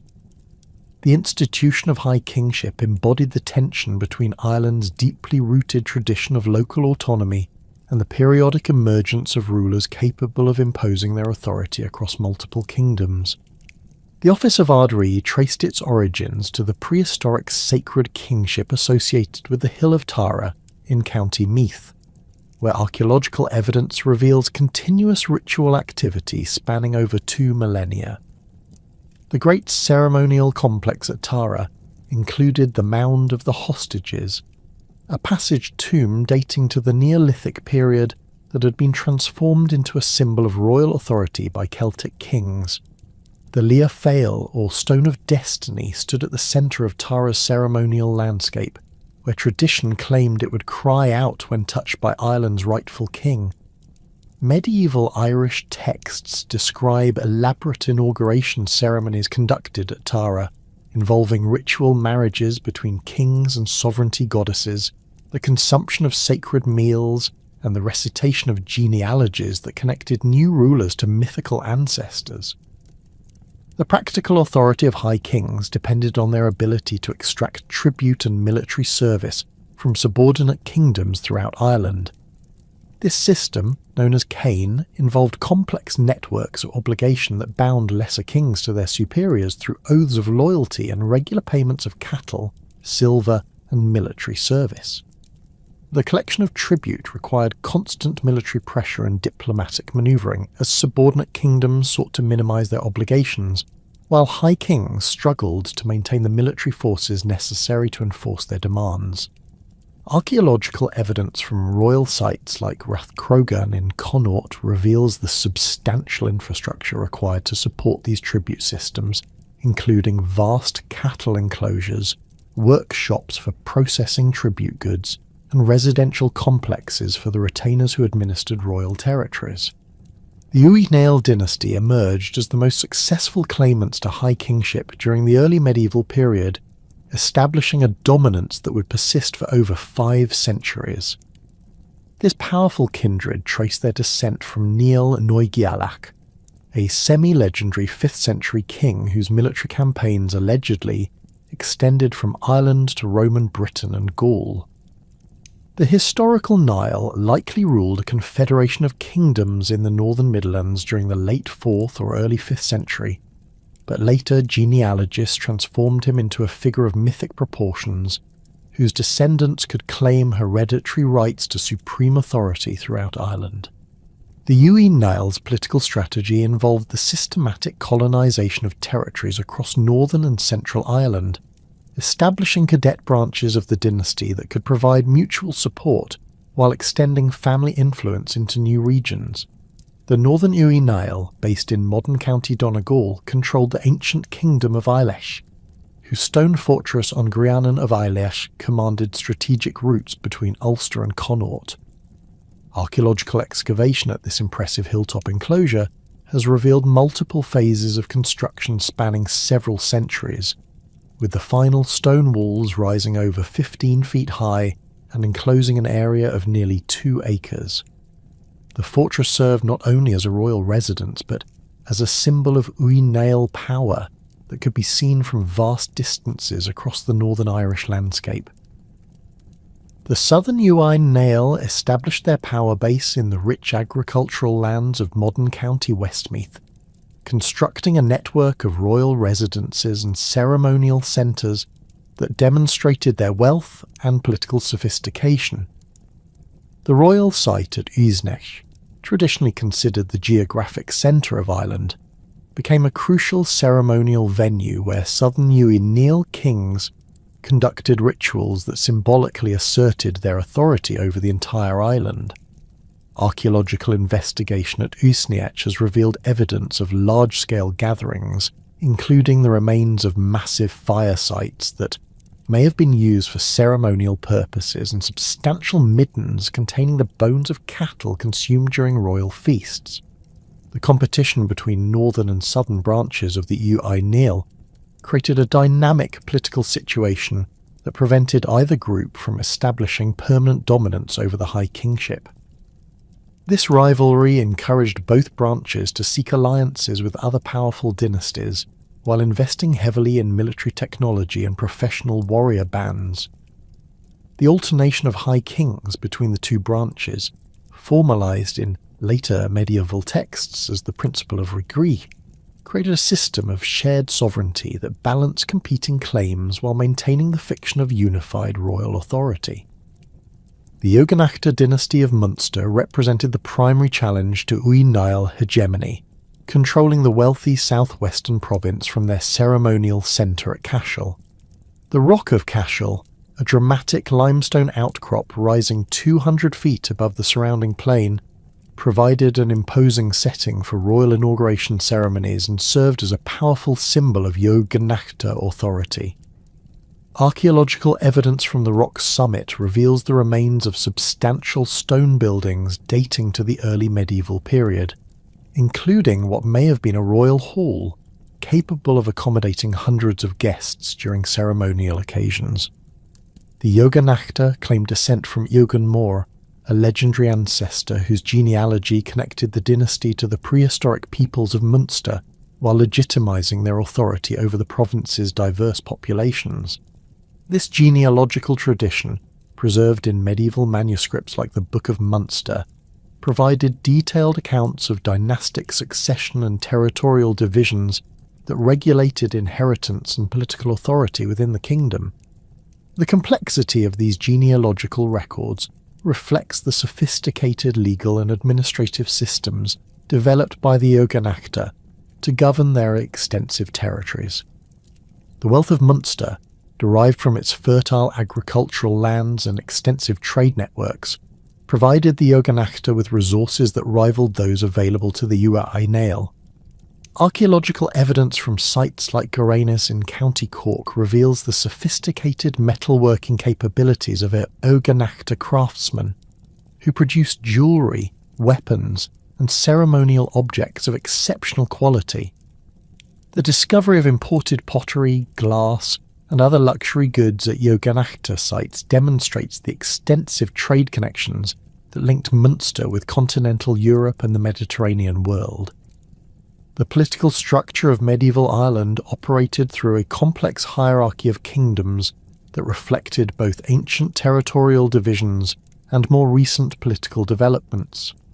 At the lowest level, the Tuath remained the basic unit of political organisation, typically encompassing a territory of several hundred square kilometres and supporting a population of perhaps 2,000 individuals. These small kingdoms maintained their own legal systems, military forces and ceremonial centres, though they acknowledged the authority of more powerful neighbours through tribute payments and military service. Regional kingdoms, known as Mortuatha, controlled multiple Tuatha and served as intermediate levels in the political hierarchy. These larger political units typically emerged through conquest or voluntary confederation, with successful war leaders gradually extending their authority over neighbouring territories. The Kingdom of Leinster exemplified this process, as the Uí Dunlang dynasty gradually consolidated control over dozens of smaller kingdoms throughout the eastern regions of Ireland. Archaeological evidence from royal sites like Dunailin in County Kildare reveals the substantial infrastructure required to administer these regional kingdoms, including defensive earthworks, ceremonial buildings, and extensive storage facilities for tribute goods.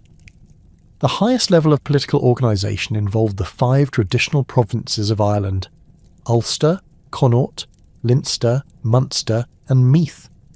These ancient territorial divisions, which may have originated during the Iron Age, provided the framework within which medieval Irish politics operated. Each province maintained its own identity and traditions, though the boundaries between them shifted frequently as powerful dynasties expanded or contracted their territorial control. The symbolic importance of the provincial structure is reflected in medieval Irish literature, which consistently refers to Ireland as consisting of 5/5, even when political realities bore little resemblance to this idealised division. The legal system that governed relationships between these various political units was codified in the remarkable collection of texts known as the Brecon Laws. These legal codes, which preserved ancient Celtic legal traditions in written form, provided detailed regulations for virtually every aspect of medieval Irish society. The laws recognised the autonomy of individual kingdoms while establishing procedures for resolving disputes between different political units. Complex rules governed the payment of tribute, the conduct of warfare, and the rights and obligations of kings at different levels of the political hierarchy. The Brecon Laws reflected a society that valued legal precedent and customary practice over the arbitrary authority of individual rulers. Kings were bound by legal constraints that limited their power and required them to consult with assemblies of nobles before making important decisions. The laws provided detailed procedures for the deposition of rulers who violated their legal obligations, creating mechanisms for political accountability that were unusual in medieval Europe. Archaeological evidence from sites like the Hill of Ward in County Meath, where legal assemblies may have convened, reveals the substantial infrastructure required to support these legal gatherings. The administration of justice under Brecon law required the services of professional legal experts known as Brecons, who underwent extensive training in the memorization and interpretation of legal texts. These individuals served as judges in legal disputes and advisors to kings on matters of law and precedent. The complexity of Brecon law is evident in texts like the Creath Gablach, which provides detailed classifications of social status and the legal rights associated with different ranks of society. The law's recognition of women's property rights and its sophisticated approaches to compensation for injuries demonstrate the advanced nature of Irish legal thinking. Territorial organisation under the Brecon system involved complex arrangements that balanced individual ownership with collective rights and responsibilities. Land was typically held by kinship groups rather than individuals, with usage rights allocated according to genealogical relationships and social status.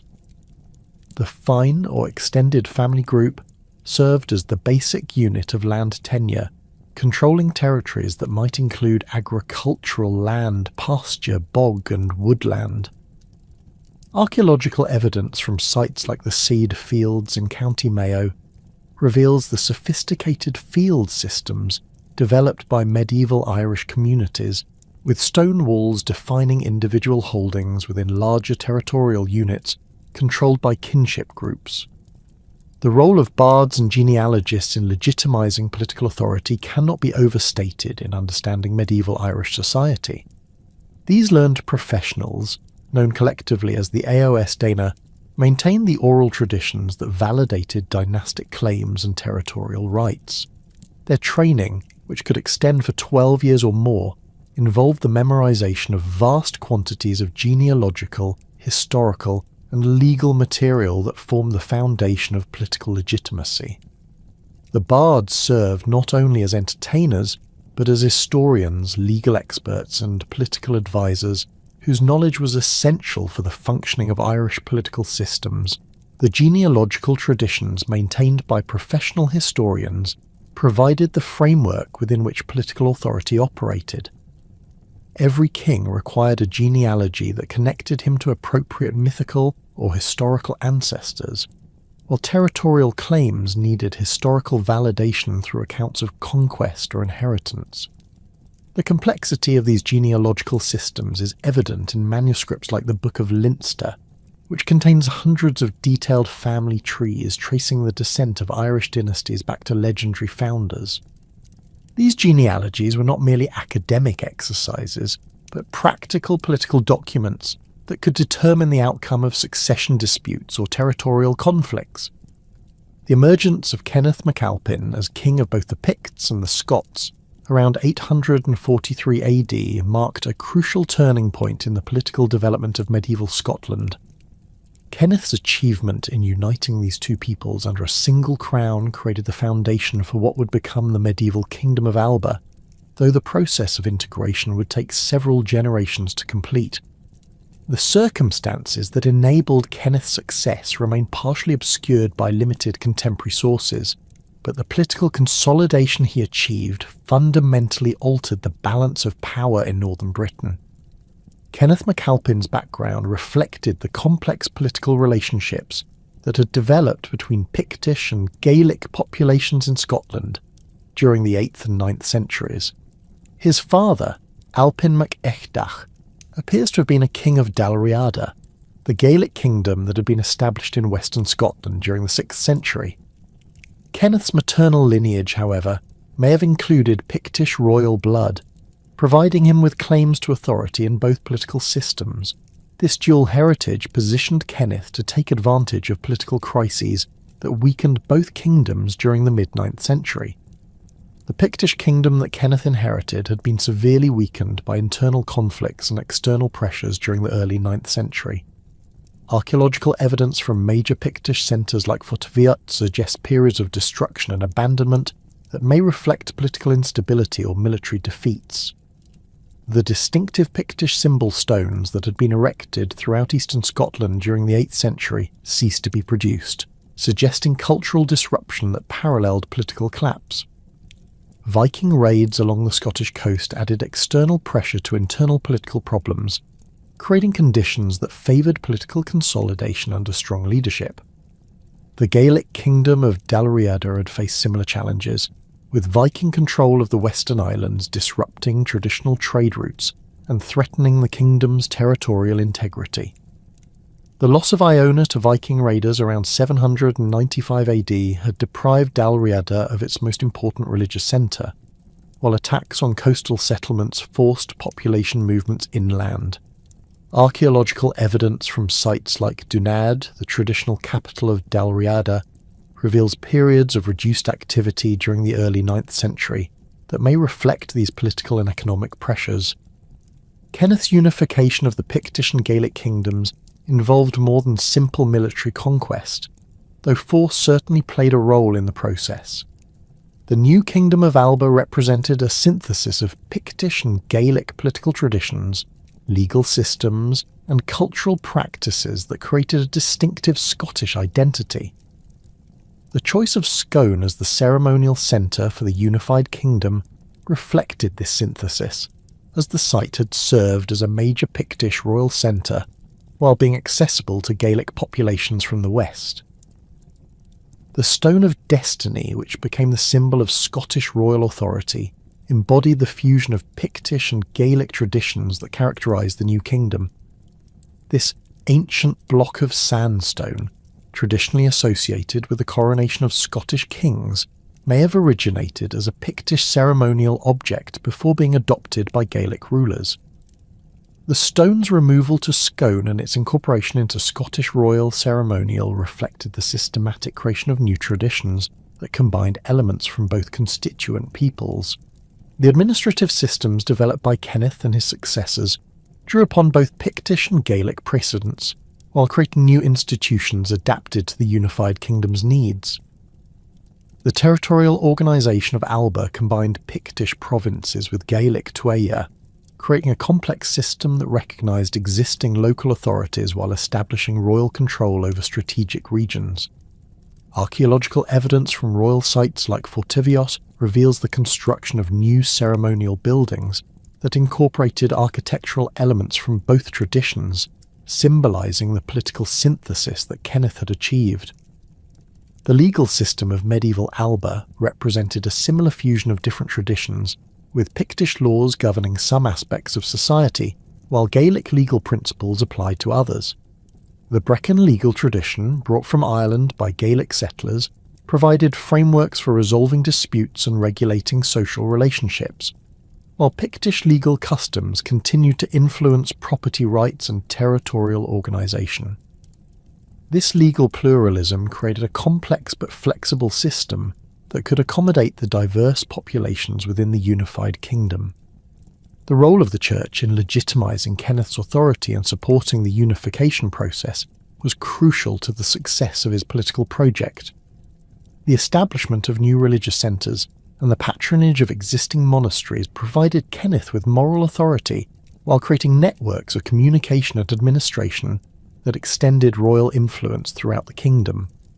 The monastery at Dunkeld, which Kenneth founded and endowed with relics of St. Columba brought from Iona, became a symbol of the religious unity that paralleled political consolidation. The cultural synthesis that occurred in medieval Alba extended beyond political and legal institutions to encompass artistic traditions, language, and social customs. Sculptors working for the new royal court created monuments that combined Pictish symbol stones with Gaelic high crosses, producing distinctive hybrid forms that reflected the kingdom's dual heritage. The Sueño stone near Forres, though possibly predating Kenneth's reign, exemplifies this artistic synthesis with its combination of Pictish symbols and narrative scenes that may commemorate military victories. The gradual Gaelicization of Alba occurred through processes that were both deliberate and organic, as Gaelic language and customs spread throughout the former Pictish territories. The superior preservation of Gaelic literary traditions, maintained by professional bards and scribes, may have given Gaelic culture advantages in the competition for cultural dominance. Archaeological evidence suggests that material culture throughout Scotland became increasingly uniform during the 9th and 10th centuries, reflecting the cultural integration that accompanied political unification. The expansion of Alba under Kenneth's successors demonstrated the military and political potential that unification had created. The kingdom's armies, combining Pictish and Gaelic military traditions, proved capable of defending Scottish territory against Viking raids while expanding southward into formerly Anglo-Saxon territories. The capture of Edinburgh and the extension of Scottish authority into the Lothians reflected the growing power of the unified kingdom and its ability to compete with other major powers in medieval Britain. The political consolidation achieved by the kings of Alba during the 10th and 11th centuries created a powerful northern kingdom that could challenge Anglo-Saxon and later Norman authority in Britain. However, the fragmented nature of Irish political authority made the island vulnerable to external intervention, when internal conflicts provided opportunities for ambitious foreign adventurers. The invitation extended to Anglo-Norman mercenaries by Dermot MacMurrough, the deposed King of Leinster, in 1167 would prove to be one of the most consequential decisions in Irish history, opening the door to a conquest that would fundamentally alter the relationship between Gaelic and Norman cultures across the Irish Sea. Dermot MacMurrough's expulsion from his kingdom resulted from the complex web of alliances and enmities that characterised 12th century Irish politics. As King of Leinster, Dermot had pursued an aggressive expansionist policy that brought him into conflict with Tiernan O'Rourke of Briefna, particularly over Dermot's abduction of O'Rourke's wife, Dev O'Gilla. This personal affront became a political crisis when O'Rourke allied with Rory O'Connor, the High King of Ireland, to drive Dermot from his territories in 1166. The military campaign that followed demonstrated the continuing effectiveness of traditional Irish warfare when multiple kingdoms united against a common enemy, forcing Dermot to flee across the Irish Sea to seek assistance from Henry II of England. The Anglo-Norman court that Dermot encountered in Aquitaine was populated by ambitious knights seeking opportunities to establish their own lordships in an age when primogeniture limited inheritance prospects for younger sons. Henry II, though initially cautious about direct involvement in Irish affairs, granted Dermot permission to recruit volunteers from among his Anglo-Norman subjects. This authorization, formalised in a letter that has not survived but is referenced in contemporary chronicles, effectively opened Ireland to Norman military intervention, while allowing Henry to maintain plausible deniability about his ultimate intentions regarding the island. The first Anglo-Norman adventurers to respond to Dermot's appeals were relatively minor figures seeking to improve their fortunes through military service.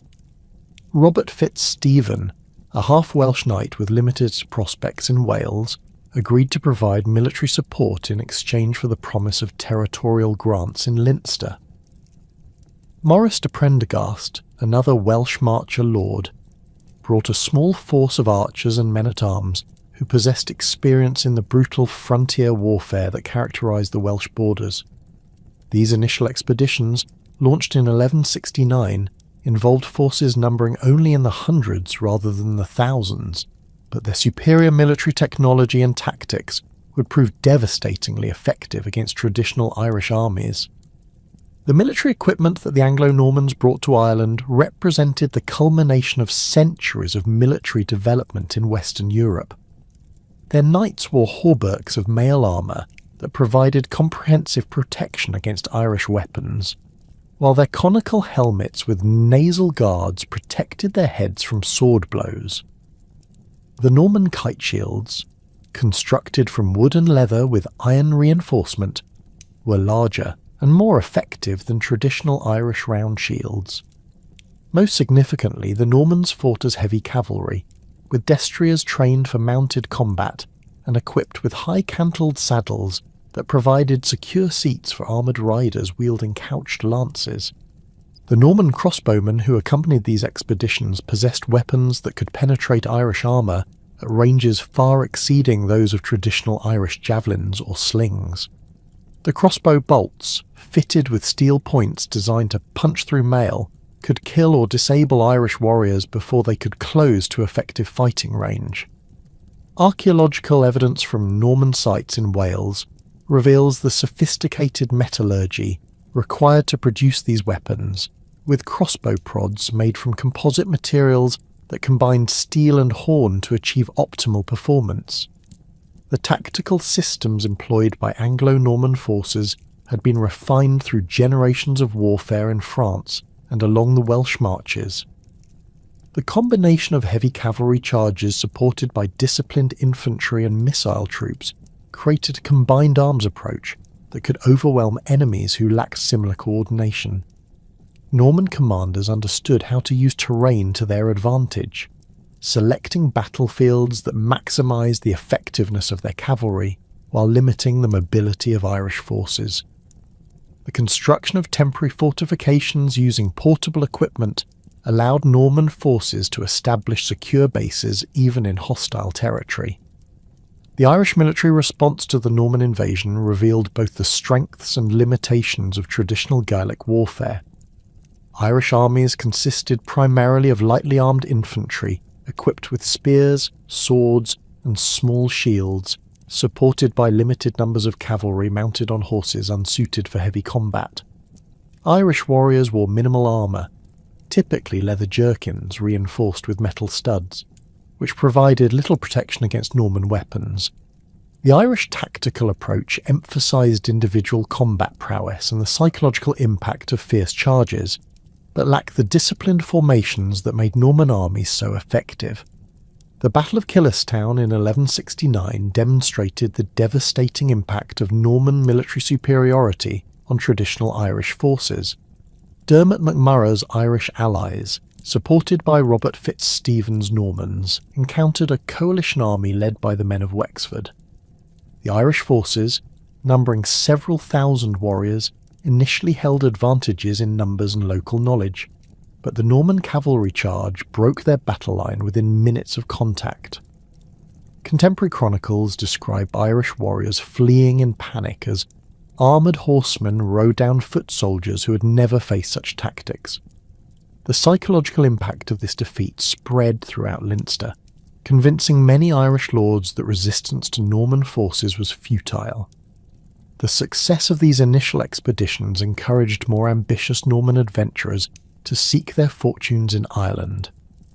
Richard de Clare, Earl of Pembroke, known to history as Strongbow, negotiated directly with Dermot MacMurrough for a more substantial intervention.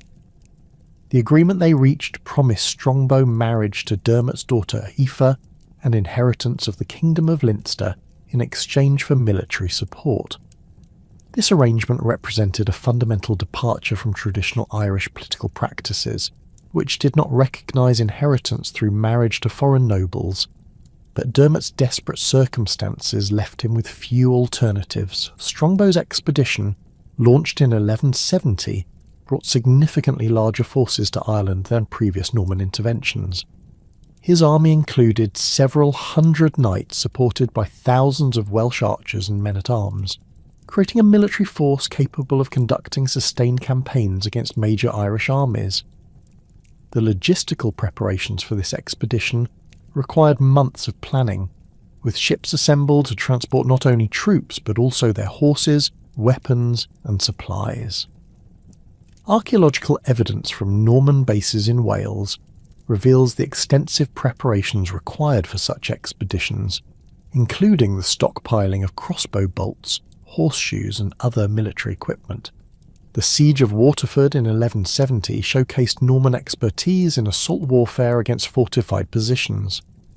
The Viking town's walls, constructed from timber and earthwork, had withstood Irish attacks for generations, but Norman siege techniques proved devastatingly effective.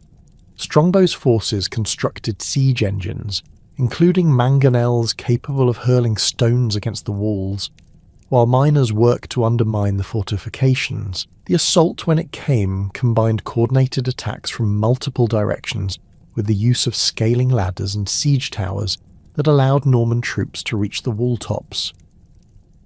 The fall of Waterford after a brief siege demonstrated that traditional Irish fortifications could not withstand Norman siege warfare. The capture of Dublin in 1170 marked the effective end of organised Irish resistance to the initial Norman invasion. The city's position controlling access to the Irish interior made it a crucial strategic objective, while its wealth from trade provided resources that could fund further military operations. The Norman assault on Dublin employed similar tactics to those used at Waterford, but the city's stronger fortifications and larger garrison required a more systematic approach. Archaeological excavation in modern Dublin has revealed evidence of the destruction that accompanied the Norman conquest, including burned buildings and hastily buried treasure hoards that reflect the panic that gripped the city's inhabitants. The death of Dermot MacMurrough in 1171 created a succession crisis that would determine whether Norman gains in Ireland could be consolidated or would prove temporary. According to traditional Irish law, Strongbow's marriage to Aoife provided no claim to the Kingdom of Leinster, which should have passed to male members of Dermot's extended family.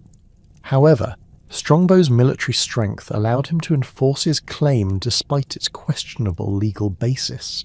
The Norman lord's assumption of an Irish royal title represented a fundamental challenge to Gaelic political traditions and established precedents that would influence Anglo-Norman expansion throughout Ireland. Henry II's intervention in Ireland during 1171 to 1172 transformed what had begun as private military adventures into a systematic royal conquest. The English king's arrival with a large army demonstrated his determination to control Norman activities in Ireland, while asserting his own authority over the island. Henry's forces, numbering several thousand knights and men-at-arms, represented the largest military expedition to Ireland since the legendary invasions of prehistoric times. The logistical challenges of transporting and supplying such a force across the Irish Sea required unprecedented organisational efforts by the English royal administration. The submission of Irish kings to Henry II at Dublin and Cashel reflected both the military reality of Norman superiority and the pragmatic calculations of Gaelic rulers seeking to preserve their positions under the new political order. Kings like Dermot MacCarthy of Desmond and Donal O'Brien of Thomond recognised that resistance would likely result in their complete dispossession, while submission offered possibilities for retaining reduced territories under Norman overlordship. The ceremonies of submission, conducted according to feudal protocols unfamiliar to Irish participants, symbolically transformed independent Gaelic kings into vassals of the English crown. The Treaty of Windsor in 1175 between Henry II and Rory O'Connor attempted to establish a framework for coexistence between Norman and Gaelic authorities in Ireland.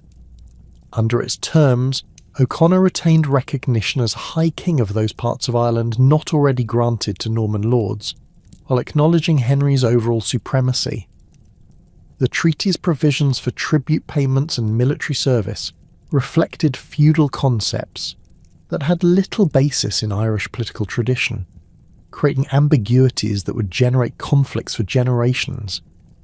Archaeological evidence from royal sites like Rathcrogan suggests that O'Connor attempted to maintain traditional royal functions despite his reduced circumstances, continuing to hold assemblies and collect tribute from subordinate kingdoms. The Norman settlement pattern that emerged in conquered territories differed fundamentally from traditional Irish approaches to territorial organisation.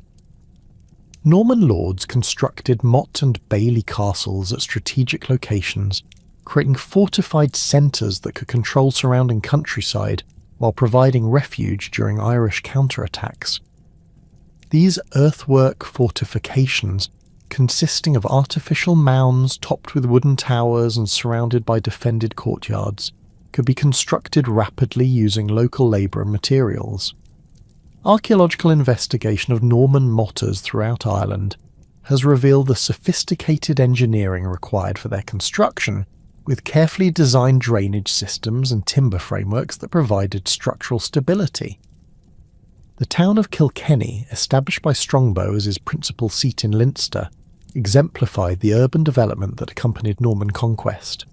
The town's location on the River Nore provided access to both land and water transportation routes, while its position in the heart of rich agricultural territory ensured adequate food supplies for its population. Norman urban planning created defended settlements with regular street layouts, market squares, and walls that protected merchants and craftsmen. Archaeological excavation in Kilkenny has revealed evidence of rapid urban growth during the late 12th century, with substantial stone buildings replacing earlier timber structures within decades of the Norman arrival. The introduction of feudal land tenure revolutionised property relationships in Norman-controlled territories. The system of knight service, which granted land in exchange for military obligations, created networks of mutual dependence that bound Norman lords to their English overlords while providing military resources for territorial defence. Subin feudation allowed major Norman lords to grant portions of their territories to lesser nobles, creating hierarchies of obligation that extended from the King of England down to individual knights holding single manors. Archaeological evidence from Norman manor houses reveals the material culture associated with this new social system, including defensive features that reflected the military obligations of feudal tenure. The displacement of Gaelic populations from the most fertile lands in Norman-controlled territories created refugee populations that would become sources of continuing resistance to foreign rule. Irish families who had held land for generations found themselves dispossessed in favour of Norman knights who possessed no historical connection to their territories. Some displaced Irish lords retreated to marginal lands in upland or bog regions where Norman heavy cavalry could not operate effectively, establishing bases for guerrilla warfare against Norman settlements. Others sought service with Norman lords as mercenaries or administrators, adapting to the new political order while maintaining their cultural identity. the Gaelic response to Norman conquest evolved from initial shock and disorganisation to more sophisticated forms of military and cultural resistance. Irish kings who retained their territories began adopting Norman military technologies and tactics, importing mail armour, crossbows and destriers to equip their own forces. The Kingdom of Connaught under Cathal Crovderg O'Connor demonstrated this adaptive strategy, maintaining independence through a combination of military modernisation and diplomatic manoeuvring that played Norman factions against each other. Archaeological evidence from Connaught royal sites shows the introduction of Norman-style fortifications alongside traditional Irish defensive works, reflecting the hybrid military systems that emerged in response to conquest. The development of galloglass warriors represented the most significant Gaelic military innovation of this period. These heavily armed infantry, recruited initially from the Scottish Hebrides and later from Ireland itself, were equipped with mail armour, steel helmets, and large two-handed swords that could match Norman knights in close combat. The galloglass fought in disciplined formations similar to those employed by Norman infantry, but retained the fierce fighting spirit that characterised Gaelic warrior culture. Their effectiveness against Norman cavalry was demonstrated in numerous engagements throughout the 13th century, forcing Norman commanders to modify their tactical approaches when facing these formidable opponents. The galloglass military system reflected the broader cultural exchange that occurred between Gaelic Ireland and the Norse Gaelic populations of western Scotland. Warriors from families like the MacDonalds and MacSweeneys brought not only military expertise, but also cultural traditions that enriched Irish society. The intermarriage between galloglass families and Irish nobility created kinship networks that extended across the Irish Sea, facilitating the continued recruitment of Scottish warriors for Irish service. Archaeological evidence from galloglass settlements reveals the distinctive material culture of these warrior communities, including weapons and jewellery that combined Gaelic and Scandinavian artistic traditions. The process of hibernicization began almost immediately after the Norman conquest, as foreign settlers adapted to Irish conditions and cultural influences. Norman lords who established themselves in remote regions found that maintaining connections with England became increasingly difficult and expensive, while integration with local Irish populations offered practical advantages for governing their territories. Intermarriage between Norman knights and Irish noblewomen created families with claims to both feudal and Gaelic legitimacy, while the adoption of Irish customs and language facilitated communication with native populations. The Fitzgerald family exemplified this process of cultural adaptation, with successive generations becoming increasingly Irish in their customs and loyalties. Gerald of Wales, writing in the late 12th century, already noted the tendency of Norman settlers to adopt Irish dress, language, and social practices. By the 13th century, branches of the Fitzgerald family had established themselves as virtually independent rulers in Desmond and Kildare, maintaining only nominal allegiance to the English crown while governing according to Gaelic principles. Archaeological evidence from Fitzgerald castles reveals the gradual adoption of Irish architectural features and decorative motifs, reflecting the cultural synthesis that characterised hibernicized Norman families. The adoption of Gaelic legal traditions by Norman settlers reflected practical necessities rather than romantic attachment to Irish culture. The Brecon law system provided established procedures for resolving disputes between different ethnic groups and offered mechanisms for integrating foreign settlers into existing social networks. Norman lords who married Irish wives found themselves bound by Gaelic kinship obligations that could conflict with feudal duties, creating complex legal situations that required creative solutions. The survival of Gaelic legal manuscripts from Norman-controlled territories demonstrates the continued vitality of Irish legal traditions despite political conquest. The cultural influence operated in both directions, with Irish society adopting Norman innovations in agriculture, architecture, and administration. The introduction of the heavy plough revolutionised farming in suitable areas, allowing cultivation of heavier soils that had previously been unsuitable for agriculture.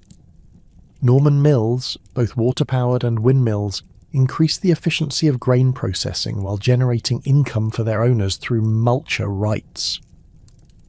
Archaeological evidence from Norman manors reveals the systematic field systems and improved livestock breeds that increased agricultural productivity in conquered territories.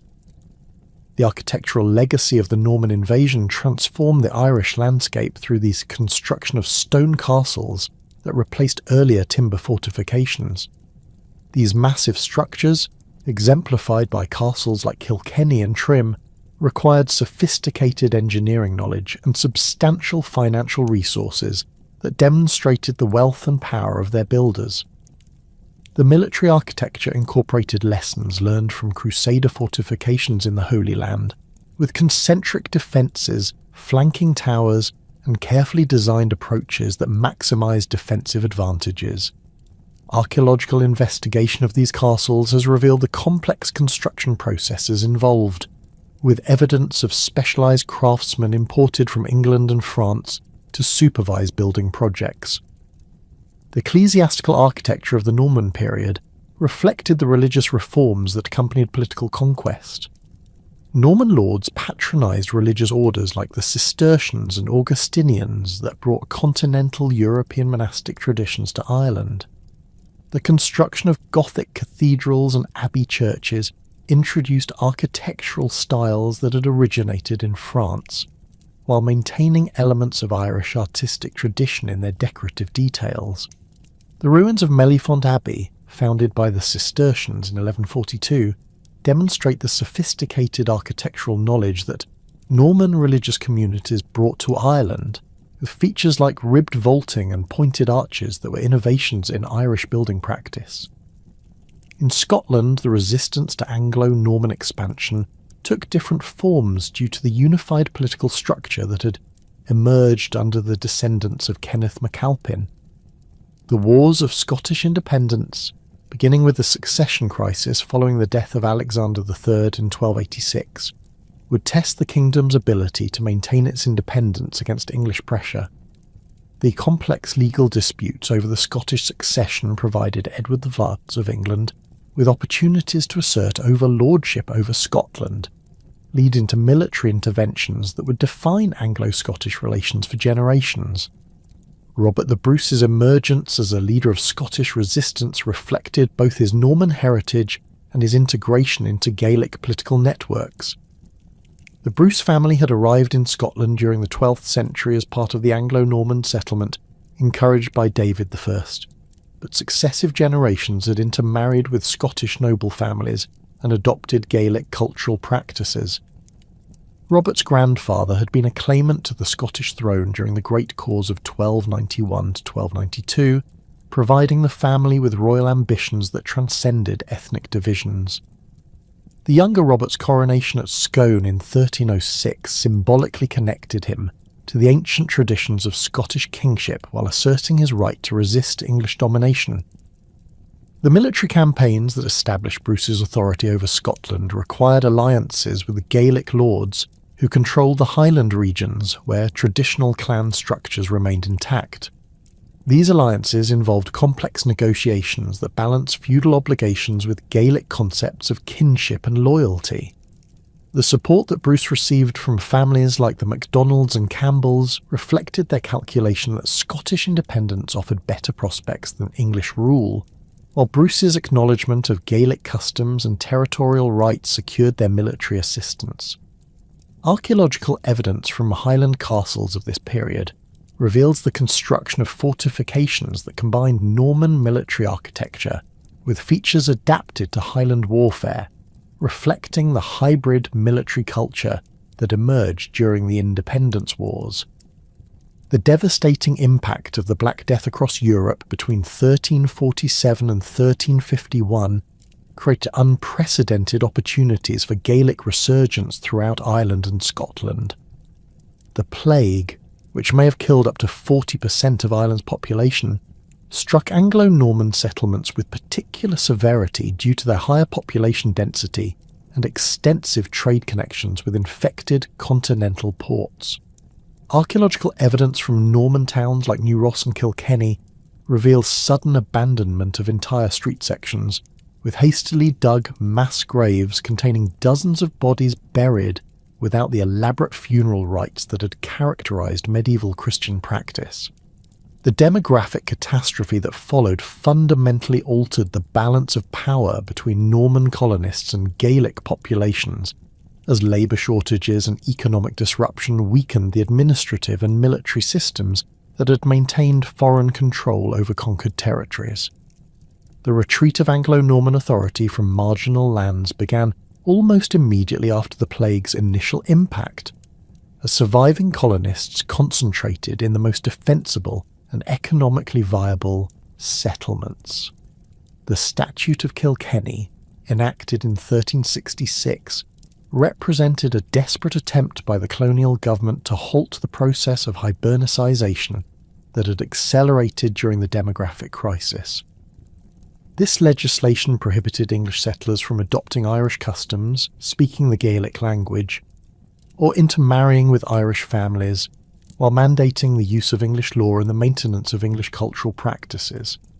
However, the statute's very existence testified to the widespread adoption of Gaelic culture among Norman families, and its enforcement proved impossible given the reduced administrative capacity of the colonial government. Archaeological excavation at abandoned Norman settlements throughout the Irish Midlands reveals the material evidence of this retreat. Sites like the deserted village of Newtown Jerpoint in County Kilkenny show sudden abandonment during the late 14th century, with valuable items left in houses and workshops as their owners fled to more secure locations. The pottery assemblages from these sites demonstrate the hybrid material culture that had developed in Norman Ireland, combining English ceramic traditions with Irish cooking practices and vessel forms. The abandonment of these settlements allowed Gaelic populations to reoccupy territories from which they had been excluded for nearly 2 centuries, reversing the territorial losses that had followed the initial Norman conquest. The O'Brien dynasty of Thomond exemplified the Gaelic recovery that occurred throughout Ireland during this period. Based at their ancestral seat of Clonroad near modern Ennis, the O'Briens had maintained nominal submission to English authority while preserving their traditional territories and customs. The demographic crisis of the mid-14th century allowed them to expand their influence eastward into the fertile lands of County Limerick, where abandoned Norman manors provided ready-made agricultural infrastructure. Archaeological evidence from O'Brien castles of this period reveals sophisticated stone construction techniques that combine traditional Irish defensive concepts with architectural innovations borrowed from Norman military engineering. The Tower House, which became the characteristic fortified residence of late medieval Gaelic lords, represented a distinctive architectural response to the changed political circumstances of post-plague Ireland. These structures, typically rising 4 to 6 stories and constructed from local stone, provided secure residences for noble families while demonstrating their wealth and status to potential rivals. The Tower House at Bunratty, rebuilt by the O'Briens during the 15th century, exemplifies the sophisticated design principles that govern these buildings. Its walls, over 8 feet thick at the base, incorporated murder holes, spiral staircases designed to favour right-handed defenders, and carefully positioned arrow loops that provided comprehensive fields of fire around the structure's base. The internal arrangements of tower houses reflected the social hierarchies and cultural practices of Gaelic society. The ground floor typically served as storage space and accommodation for livestock during periods of danger, while the second floor housed the main hall, where the lord received visitors and conducted business. Private chambers on the upper floors provided residential space for the lord's family, with the topmost level often serving as a solo or private retreat. Archaeological investigation of tower houses throughout Ireland has revealed sophisticated drainage systems, guard robes connected to external chutes, and evidence of elaborate timber fittings that provided comfort and display appropriate to aristocratic residences. The proliferation of tower houses across the Irish landscape during the 15th and 16th centuries reflected the economic recovery and political confidence of Gaelic society. Over 3,000 of these structures were constructed throughout Ireland, creating a network of fortified residences that dominated local territories while providing mutual support during conflicts. The concentration of tower houses in regions like Clare, Galway and Mayo demonstrates the territorial expansion of Gaelic lordships during this period, as families like the O'Briens, O'Flahertys and Burkes established control over extensive territories that had previously been contested or abandoned. The architectural sophistication of late medieval Irish tower houses required substantial financial resources and technical expertise that testified to the economic vitality of Gaelic society. The quarrying and transport of building stone involved complex logistical arrangements, while the construction process required skilled masons capable of creating the precise joinery needed for defensive features like machicolations and bartizans. The decorative elements incorporated into many tower houses, including carved limestone window surrounds and elaborate chimney pieces, demonstrate the artistic capabilities of Irish craftsmen and the cultural ambitions of their patrons. The revival of Gaelic political institutions accompanied the territorial recovery of the 14th and 15th centuries. Traditional assemblies, which had been suppressed or marginalised during the period of Norman dominance, resumed their functions as centres of legal, political and cultural activity. The O'Neill Assembly at Tulloghoge in County Tyrone, where the Earls of Tyrone were inaugurated according to ancient Gaelic ritual, attracted representatives from throughout Ulster and beyond. Archaeological investigation at Tulloghoge has revealed the remains of a substantial stone chair, possibly the coronation seat used in these ceremonies, along with evidence of large gatherings that included temporary structures to accommodate hundreds of participants. The legal system that governed these revived Gaelic territories combined traditional Brecon law with selective adaptations of Norman legal concepts. Professional legal families like the McKeegans and O'Devorans maintained schools where aspiring Brecons underwent extensive training in legal precedents, genealogical traditions, and the complex procedures required for dispute resolution.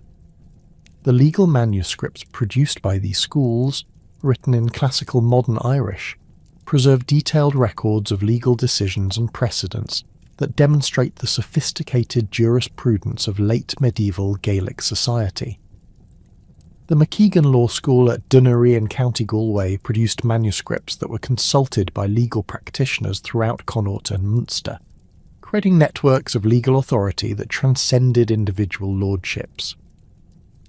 The development of classical modern Irish as a standardised literary language represented one of the most significant cultural achievements of the Gaelic revival. This artificial literary language, based on Middle Irish, but incorporating elements from various regional dialects, provided a medium for sophisticated literary expression that could be understood by educated audiences throughout the Gaelic world. The standardization process involved professional poets and scribes working in different regions to establish common grammatical rules, spelling conventions, and vocabulary that transcended local variations. The result was a literary language of remarkable flexibility and precision that remained the standard medium for Gaelic literature until the 17th century. The Berdic schools that developed and maintained classical modern Irish operated as sophisticated educational institutions that preserved and transmitted the cultural heritage of Gaelic society. Students at schools like those maintained by the O'Dailys in Cork and the Macwards in Donegal underwent training that could extend for 12 years or more, progressing through carefully structured curricula that included metrics, grammar, genealogy, history, and law.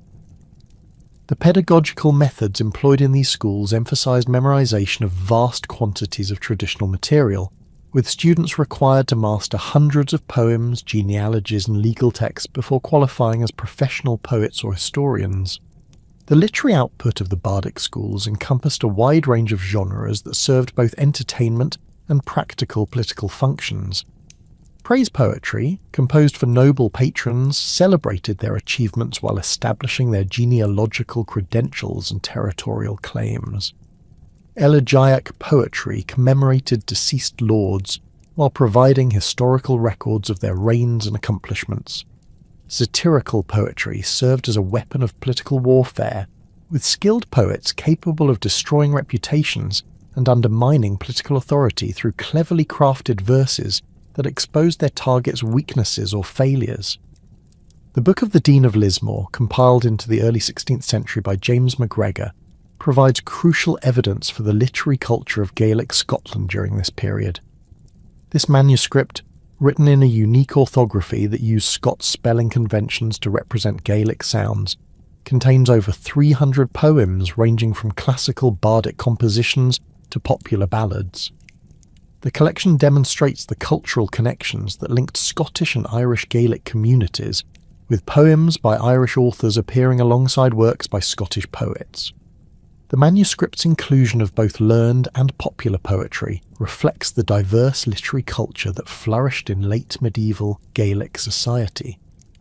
The architectural patronage of Gaelic lords extended beyond military fortifications to encompass religious buildings that demonstrated their piety and cultural sophistication. The reconstruction of Clonmacnoise by the O'Kellys during the 15th century involved extensive renovation of the monastery's churches and the construction of the elaborate tomb sculptures that rank among the finest achievements of late medieval Irish art. The O'Kelly tomb in the cathedral at Clonmacnoise features intricate stone carving that combines traditional Irish interlace patterns with Renaissance-influenced figurative sculpture, demonstrating the cosmopolitan, artistic influences that reached Gaelic Ireland through trade and diplomatic contacts. The Cistercian Abbey of Knockmoy in County Galway, patronised by the O'Kelly kings of Uí Main, exemplifies the sophisticated architectural programmes undertaken by Gaelic patrons during this period.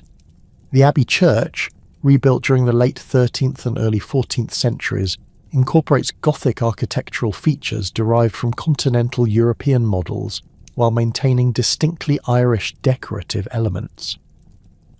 The surviving wall paintings in the chancel, dating to the early 14th century, represent some of the finest medieval painting to survive in Ireland, with sophisticated iconographic programmes that demonstrate the theological learning of their creators. The economic foundations that supported this cultural flowering rested on agricultural innovations and expanded trade networks that connected Gaelic Ireland with continental European markets. The introduction of new crops, including oats varieties better suited to Irish climatic conditions, increased agricultural productivity and supported larger populations.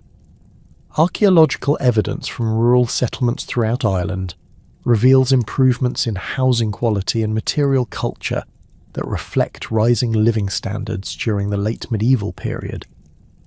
The remains of stone houses with sophisticated drainage systems and evidence of specialised craft activities demonstrate the economic vitality of Gaelic rural communities. The expansion of cattle raising, which had always been central to Gaelic economic systems, reached new levels of sophistication during this period. Irish cattle breeds, adapted to local conditions through centuries of selective breeding, produced animals that were highly valued in European markets. The export of live cattle, hides and salted beef provided Gaelic lords with the resources needed to finance their cultural and military activities. Archaeological evidence from coastal settlements like Galway and Dingle reveals the infrastructure required to support this trade, including specialised processing facilities and warehouses for storing export commodities. The wine trade that connected Western Ireland with the vineyards of Bordeaux and Spain provided Gaelic elites with access to luxury goods and continental cultural influences. Irish merchants established permanent communities in cities like La Rochelle and Bordeaux, creating networks of commercial and cultural exchange that facilitated the flow of ideas as well as commodities. The archaeological record from Irish ports contains substantial quantities of imported pottery, glassware, and other luxury items that testify to the volume and sophistication of this international commerce. The diplomatic relationships that Gaelic lords maintained with continental European powers reflected their integration into wider European political networks.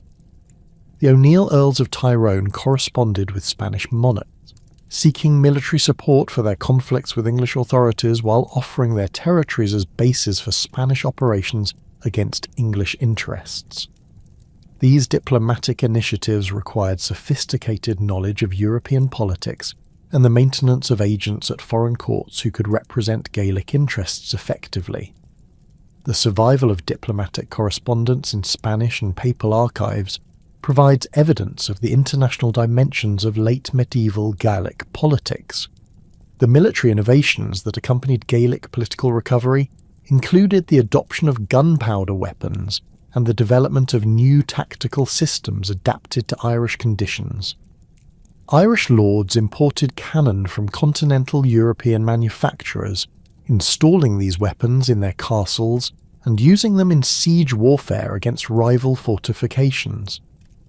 The O'Neill Castle at Dungannon was equipped with artillery that could command the surrounding countryside, while the Burke stronghold at Loch Mask incorporated gun loops designed for firearms into its defensive walls. Archaeological excavation at these sites has revealed cannonballs, gunpowder storage facilities, and other evidence of the military revolution that transformed late medieval warfare. The Galaglas military system evolved during this period to incorporate firearms alongside traditional weapons, creating hybrid formations that combine the shock power of heavy infantry with the range and penetration of gunpowder weapons. Galoglass units began including arquebusiers who provided missile support for the axe-armed warriors who remained the core of these formations. The training required to maintain proficiency with both traditional and modern weapons increased the cost and complexity of maintaining Galoglass forces, but also enhanced their effectiveness against both Irish and English opponents. The cultural connections between Ireland and Scotland intensified during the late medieval period, with regular exchanges of warriors, scholars, and craftsmen that maintained the unity of Gaelic civilization despite political divisions. The MacLeod chiefs of Harris and Dunvegan maintained professional poets who composed in classical modern Irish and participated in the literary culture that spanned the entire Gaelic world. The architectural similarities between Scottish and Irish tower houses reflect the movement of master craftsmen who carried construction techniques and decorative traditions between different regions of the Gaelic world. The Lordship of the Isles, established by the MacDonald clan during the 14th century, created a semi-independent Gaelic state that controlled the western Scottish islands and parts of the Highland mainland. This maritime kingdom maintained its own diplomatic relations with European powers while preserving traditional Gaelic cultural institutions. The MacDonalds patronised bardic schools, commissioned elaborate stone sculptures, and maintained fleets of galleys that dominated the western Scottish waters. Archaeological evidence from MacDonald strongholds like Finlagan on Islay reveals the sophisticated material culture of this Gaelic maritime empire, with imported luxury goods and evidence of specialised craft production that supported aristocratic lifestyles. The decline of the Lordship of the Isles during the late 15th century resulted from internal conflicts and pressure from the Scottish Crown rather than cultural assimilation or economic failure. The forfeiture of the lordship in 1493 represented a political defeat rather than cultural collapse, as Gaelic institutions and traditions continued to flourish throughout the Western Highlands and Islands under different political arrangements. The survival of Gaelic poetry, music, and legal traditions in these regions demonstrates the resilience of Gaelic culture despite political setbacks.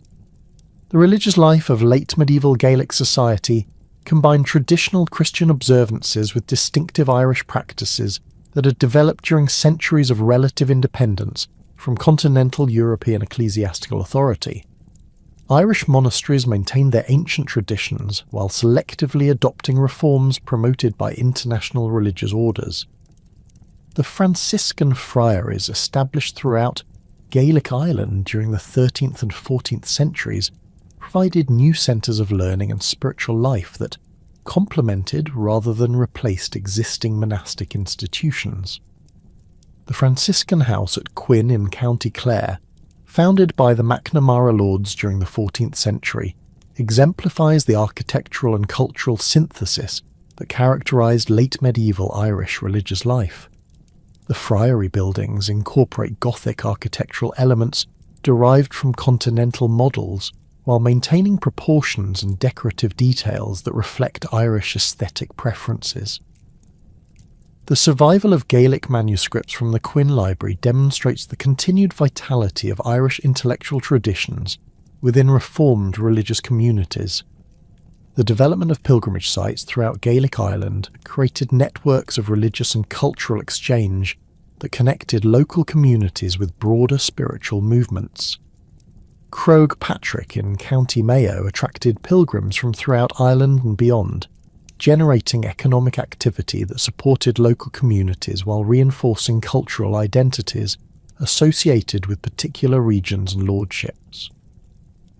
The archaeological evidence from pilgrimage sites includes distinctive badges, tokens, and other objects that pilgrims purchased as souvenirs, creating material records of the religious practices that shaped late medieval Gaelic spirituality.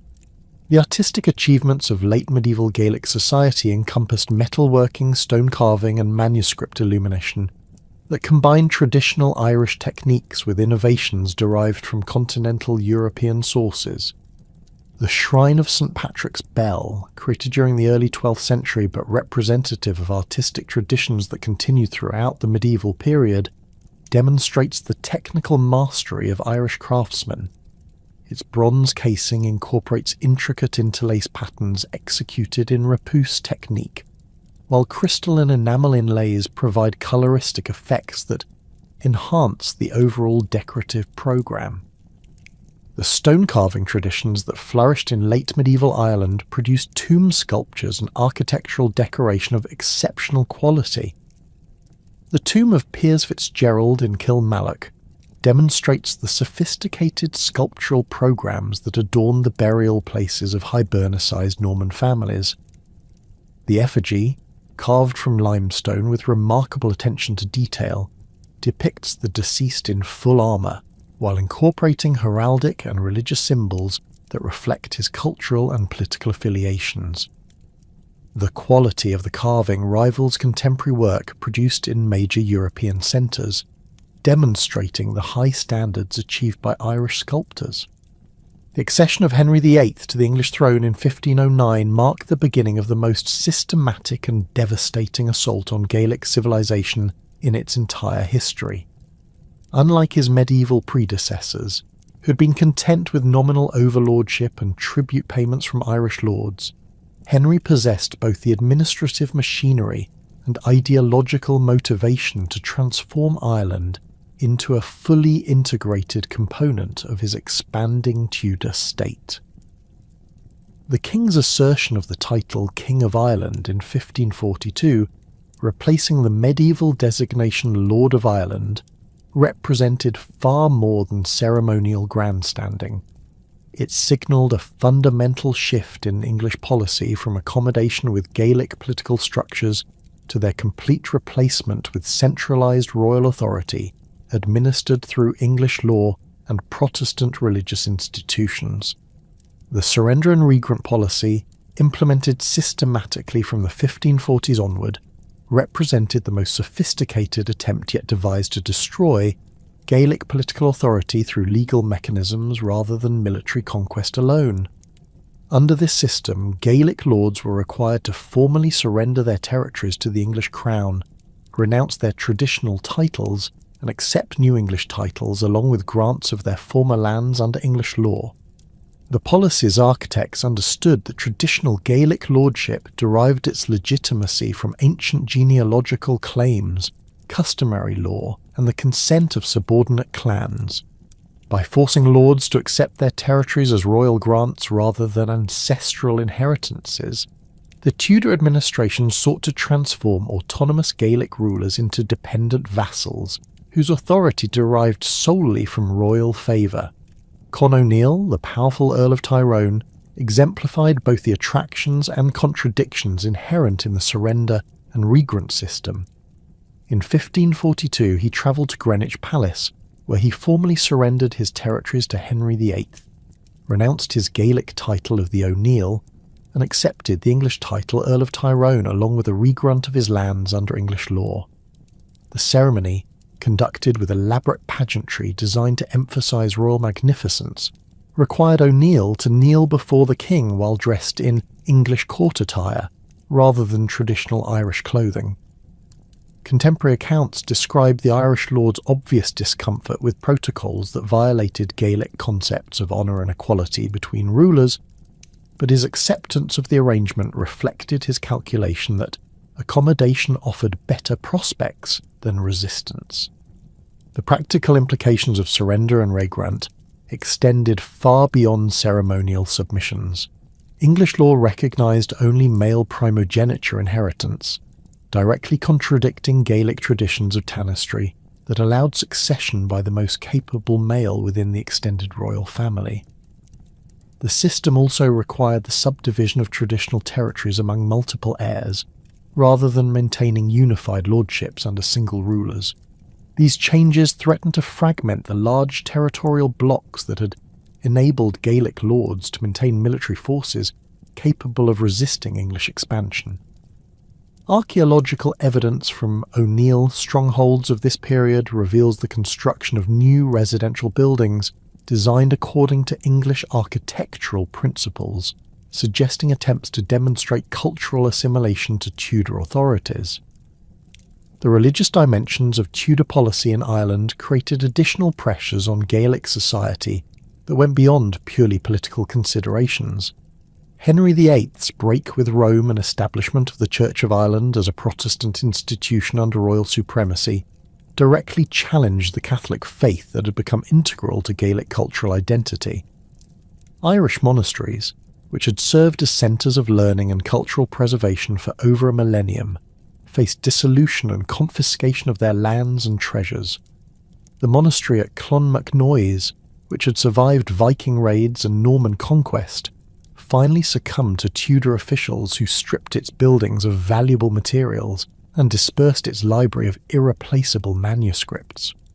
The dissolution of Irish monasteries proceeded with bureaucratic efficiency that reflected the Tudor administration's systematic approach to cultural transformation.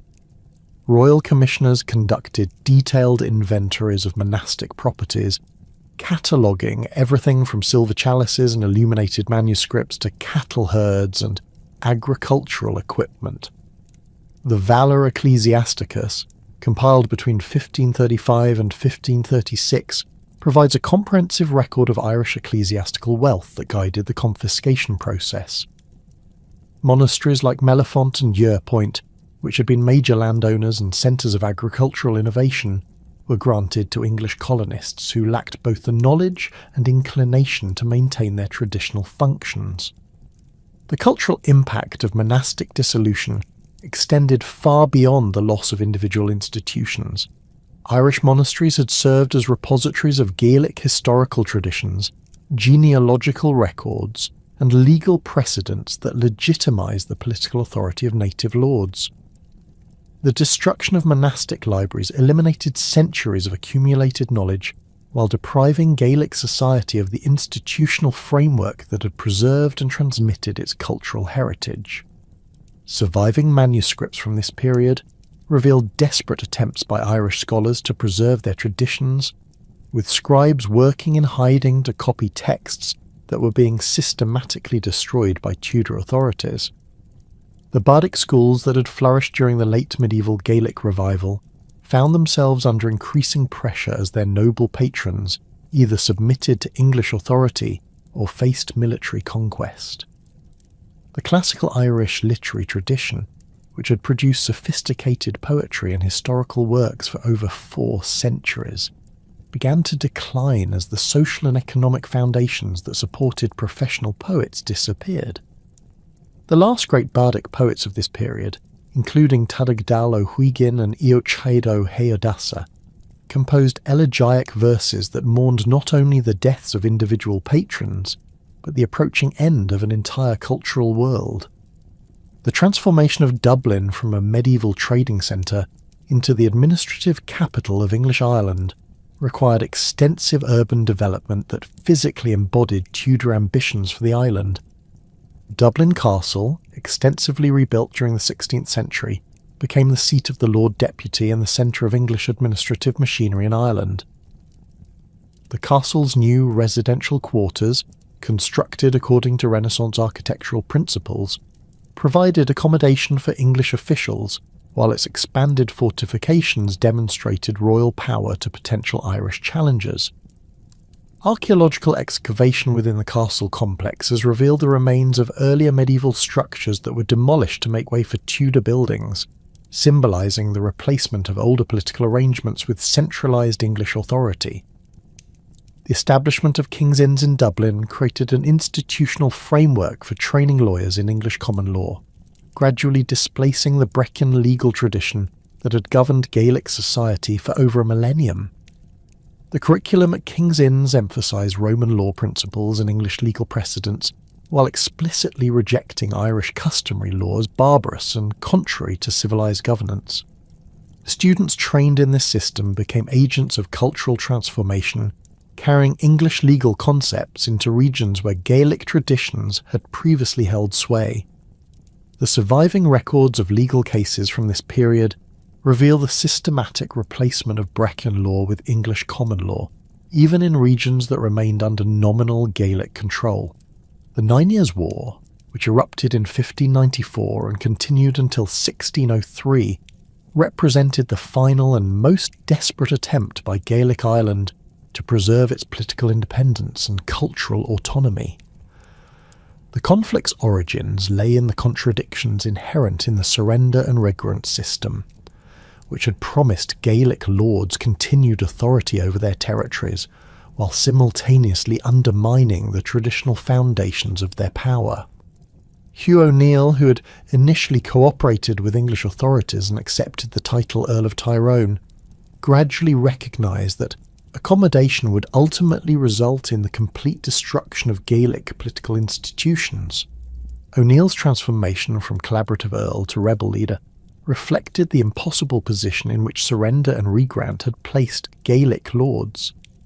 As Earl of Tyrone under English law, he was required to govern his territories according to English legal principles, collect taxes for the crown, and provide military service against other Irish lords who resisted English authority. However, his legitimacy among his own people depended on maintaining traditional Gaelic customs, protecting his followers from English encroachment, and preserving the cultural institutions that defined Ulster Irish identity. The tension between these conflicting obligations eventually forced O'Neill to choose between his English title and his role as defender of Gaelic civilization. The military preparations that preceded the outbreak of formal warfare demonstrated O'Neill's sophisticated understanding of contemporary European military technology and tactics. Unlike earlier Gaelic resistance movements, which had relied primarily on traditional weapons and guerrilla tactics, O'Neill's forces incorporated firearms, artillery, and disciplined infantry formations modelled on Spanish military practices. Archaeological excavation at O'Neill's strongholds has revealed evidence of gunpowder storage facilities, cannon emplacements, and workshops for manufacturing firearms and ammunition. The Earl's ability to equip and train modern military forces reflected both his personal wealth and his success in establishing diplomatic and commercial relationships with Spain and other Catholic powers. Red Hugh O'Donnell's parallel resistance in Connaught provided crucial support for O'Neill's Ulster-based rebellion, while demonstrating the broad appeal of Gaelic resistance throughout Ireland. The young O'Donnell lord, who had endured years of captivity in Dublin Castle before escaping to assume leadership of his clan, brought both personal grievances and strategic vision to the anti-English coalition. His control of Tyrconnell provided secure bases for Spanish military assistance, while his alliance with O'Neill created a unified command structure capable of coordinating resistance across multiple provinces. The castle of Donegal, rebuilt by Red Hugh O'Donnell during the 1590s, exemplified the military architecture developed by Gaelic lords to resist Tudor conquest.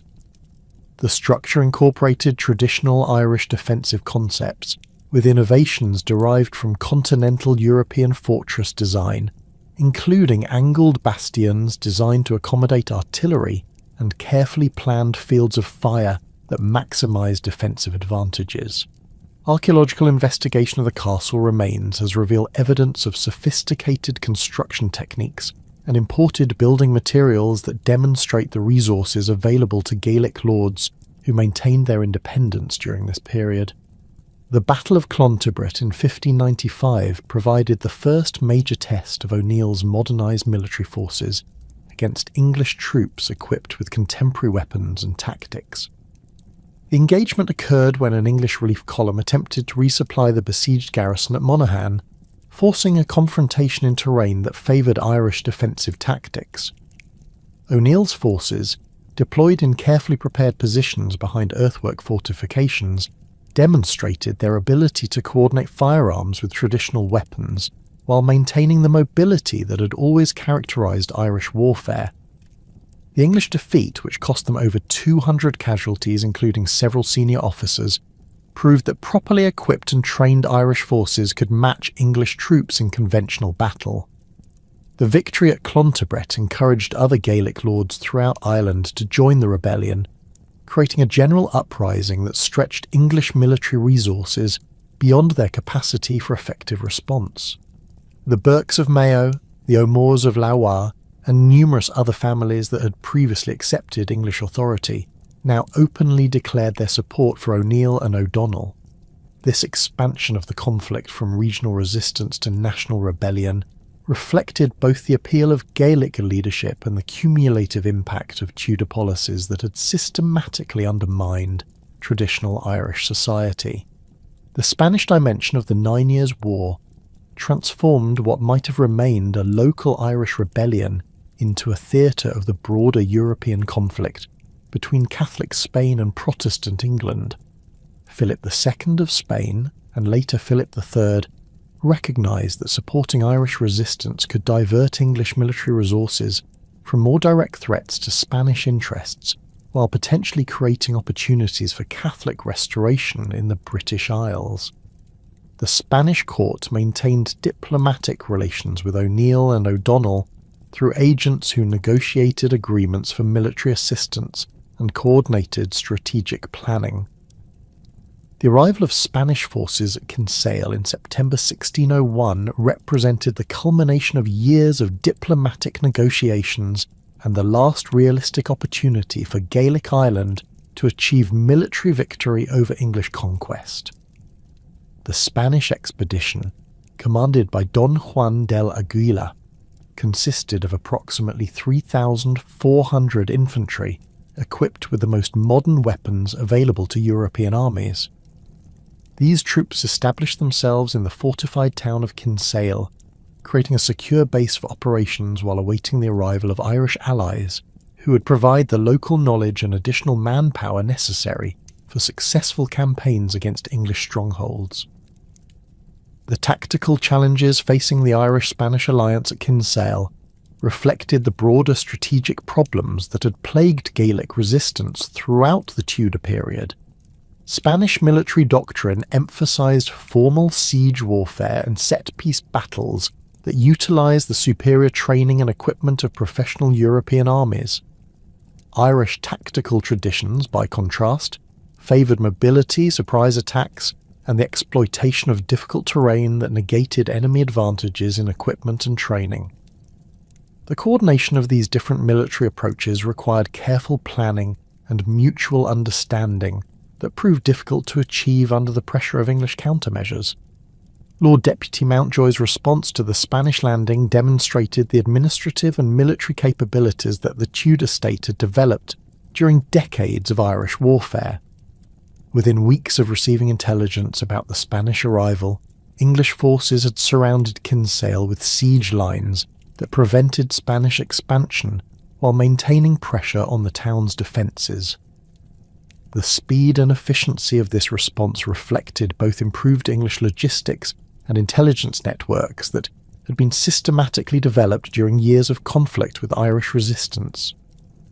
The Battle of Kinsale, fought on January 3, 1602, unfolded as a complex engagement involving three separate armies manoeuvring in difficult winter conditions.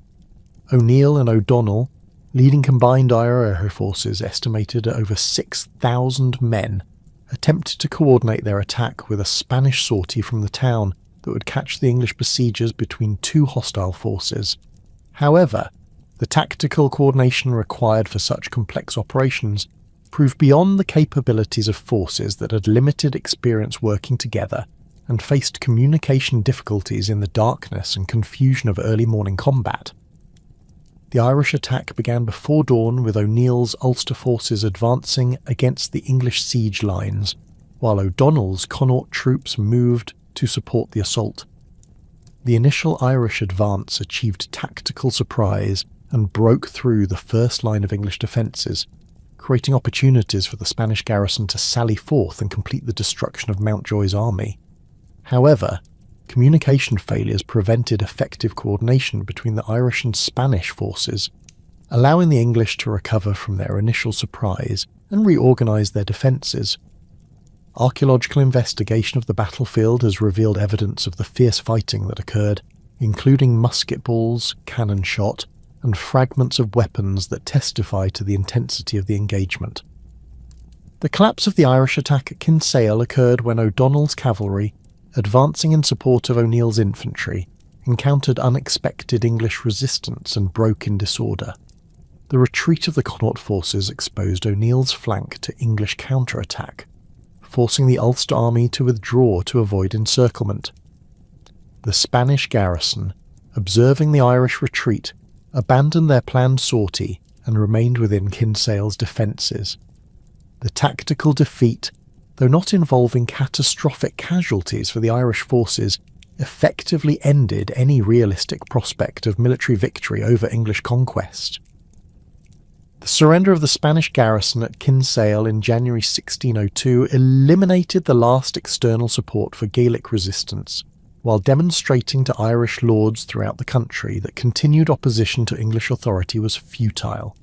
The terms negotiated between Don Juan de la Guila and Lord Deputy Mountjoy allowed the Spanish forces to depart with military honours, but provided no protection for their Irish allies who had committed themselves to the rebellion. This abandonment of Irish supporters reflected Spanish priorities that placed European strategic considerations above the fate of their Gaelic allies. The final phases of the 9 Years' War consisted primarily of mopping up operations as English forces systematically reduced the remaining centres of Irish resistance. O'Neill's retreat to his Ulster strongholds prolonged the conflict for another year, but the Earl's military position had become hopeless following the defeat at Kinsale and the withdrawal of Spanish support. The scorched earth tactics employed by English forces during this period created widespread famine and social disruption that broke the will of Irish communities to continue supporting resistance. Archaeological evidence from Ulster settlements of this period reveals widespread destruction and abandonment that reflects the devastating impact of these final military operations. The Treaty of Mellifont, signed on March 30th, 1603, formally ended the 9 Years' War and marked the effective conclusion of organised Gaelic resistance to English conquest. The terms negotiated between O'Neill and Mountjoy appeared relatively generous, allowing the Earl to retain his territories and title while accepting English authority and Protestant religious establishment. However, the treaty's provisions for English garrisons, legal reform and administrative oversight effectively eliminated the autonomy that had enabled Gaelic lords to maintain their traditional political and cultural institutions. The flight of the Earls on September 4th, 1607, represented the final acknowledgement by Gaelic leadership that accommodation with English authority was impossible without the complete abandonment of Irish cultural identity. O'Neill, O'Donnell and their principal followers, totalling nearly 100 individuals from the most prominent Ulster families, departed from Rathmullen in County Donegal aboard a ship bound for the Spanish Netherlands. Contemporary accounts describe emotional scenes as the earls took leave of followers who would remain behind to face an uncertain future under English rule. The departure of these traditional leaders eliminated the political and cultural focus around which Irish resistance might have reorganised, effectively decapitating Gaelic society in its most important stronghold. The Ulster plantation that followed the flight of the earls represented the most systematic colonisation scheme attempted anywhere in early modern Europe. The confiscation of approximately 3.8 million acres of the finest land in Ireland provided opportunities for English and Scottish settlers, while permanently altering the demographic balance in Ulster. The plantation's architects designed a comprehensive settlement scheme that included not only individual grants to colonists, but also the establishment of market towns, Protestant churches, and defensive fortifications that would create a self-sustaining colonial society capable of resisting Irish attempts at reconquest. The surveys conducted to facilitate the Ulster plantation provide detailed records of the Gaelic society that was being systematically destroyed. The escheated counties of Donegal, Tyrone, Armagh, Fermanagh, Cavan and Coleraine were mapped and evaluated with unprecedented precision, revealing the sophisticated agricultural systems and settlement patterns that had supported Gaelic civilization. These surveys documented not only the physical landscape, but also the cultural features that would be eliminated through plantation, including traditional place names, ceremonial sites, and the locations of schools and religious centres that had maintained Irish cultural traditions. The allocation of plantation lands followed principles designed to prevent the reconstitution of Gaelic political authority, while ensuring the economic success of colonial settlement. Large estates were granted to English and Scottish undertakers, who committed to bringing specified numbers of Protestant tenants and establishing defended settlements within prescribed timeframes. Smaller grants to servitors who had participated in the conquest provided rewards for military service, while creating a class of colonial landowners with direct interests in maintaining English authority. The exclusion of native Irish from land ownership in the planted counties eliminated the economic foundation that had supported traditional Gaelic lordship. The town of Londonderry, established by the London companies as the commercial centre of the Ulster plantation, exemplified the urban development that accompanied systematic colonisation. The city's walls, constructed between 1613 and 1619, created one of the finest examples of early modern military architecture in the British Isles, while symbolising the permanence of English settlement in Ulster. Archaeological investigation of the city's early development reveals the rapid construction of Protestant churches, market facilities, and residential areas designed according to English urban planning principles. The transformation of the ancient ecclesiastical site of Derry into a commercial and administrative centre for Protestant colonists symbolised the broader cultural revolution that plantation represented. The cultural destruction that accompanied the Ulster plantation extended beyond the confiscation of land to encompass the systematic suppression of Gaelic language, law, and educational institutions. The Irish language was banned from official use and discouraged in private contexts, while English became the exclusive medium of legal proceedings, commercial transactions, and formal education. The bardic schools that had preserved classical modern Irish literary traditions found themselves without patrons or students, leading to the rapid decline of sophisticated Gaelic literary culture. Archaeological evidence from former bardic school sites reveals their abandonment during the early 17th century, with valuable manuscripts and teaching materials scattered or destroyed. The collapse of the Brecon legal system eliminated the institutional framework that had regulated Gaelic society for over a millennium. English common law, imposed throughout the planted counties, recognised neither the complex kinship obligations nor the collective property rights that had formed the foundation of traditional Irish social organisation. Legal proceedings conducted in English by judges trained in English law schools created barriers that effectively excluded Irish participation in the judicial system that now governed their lives.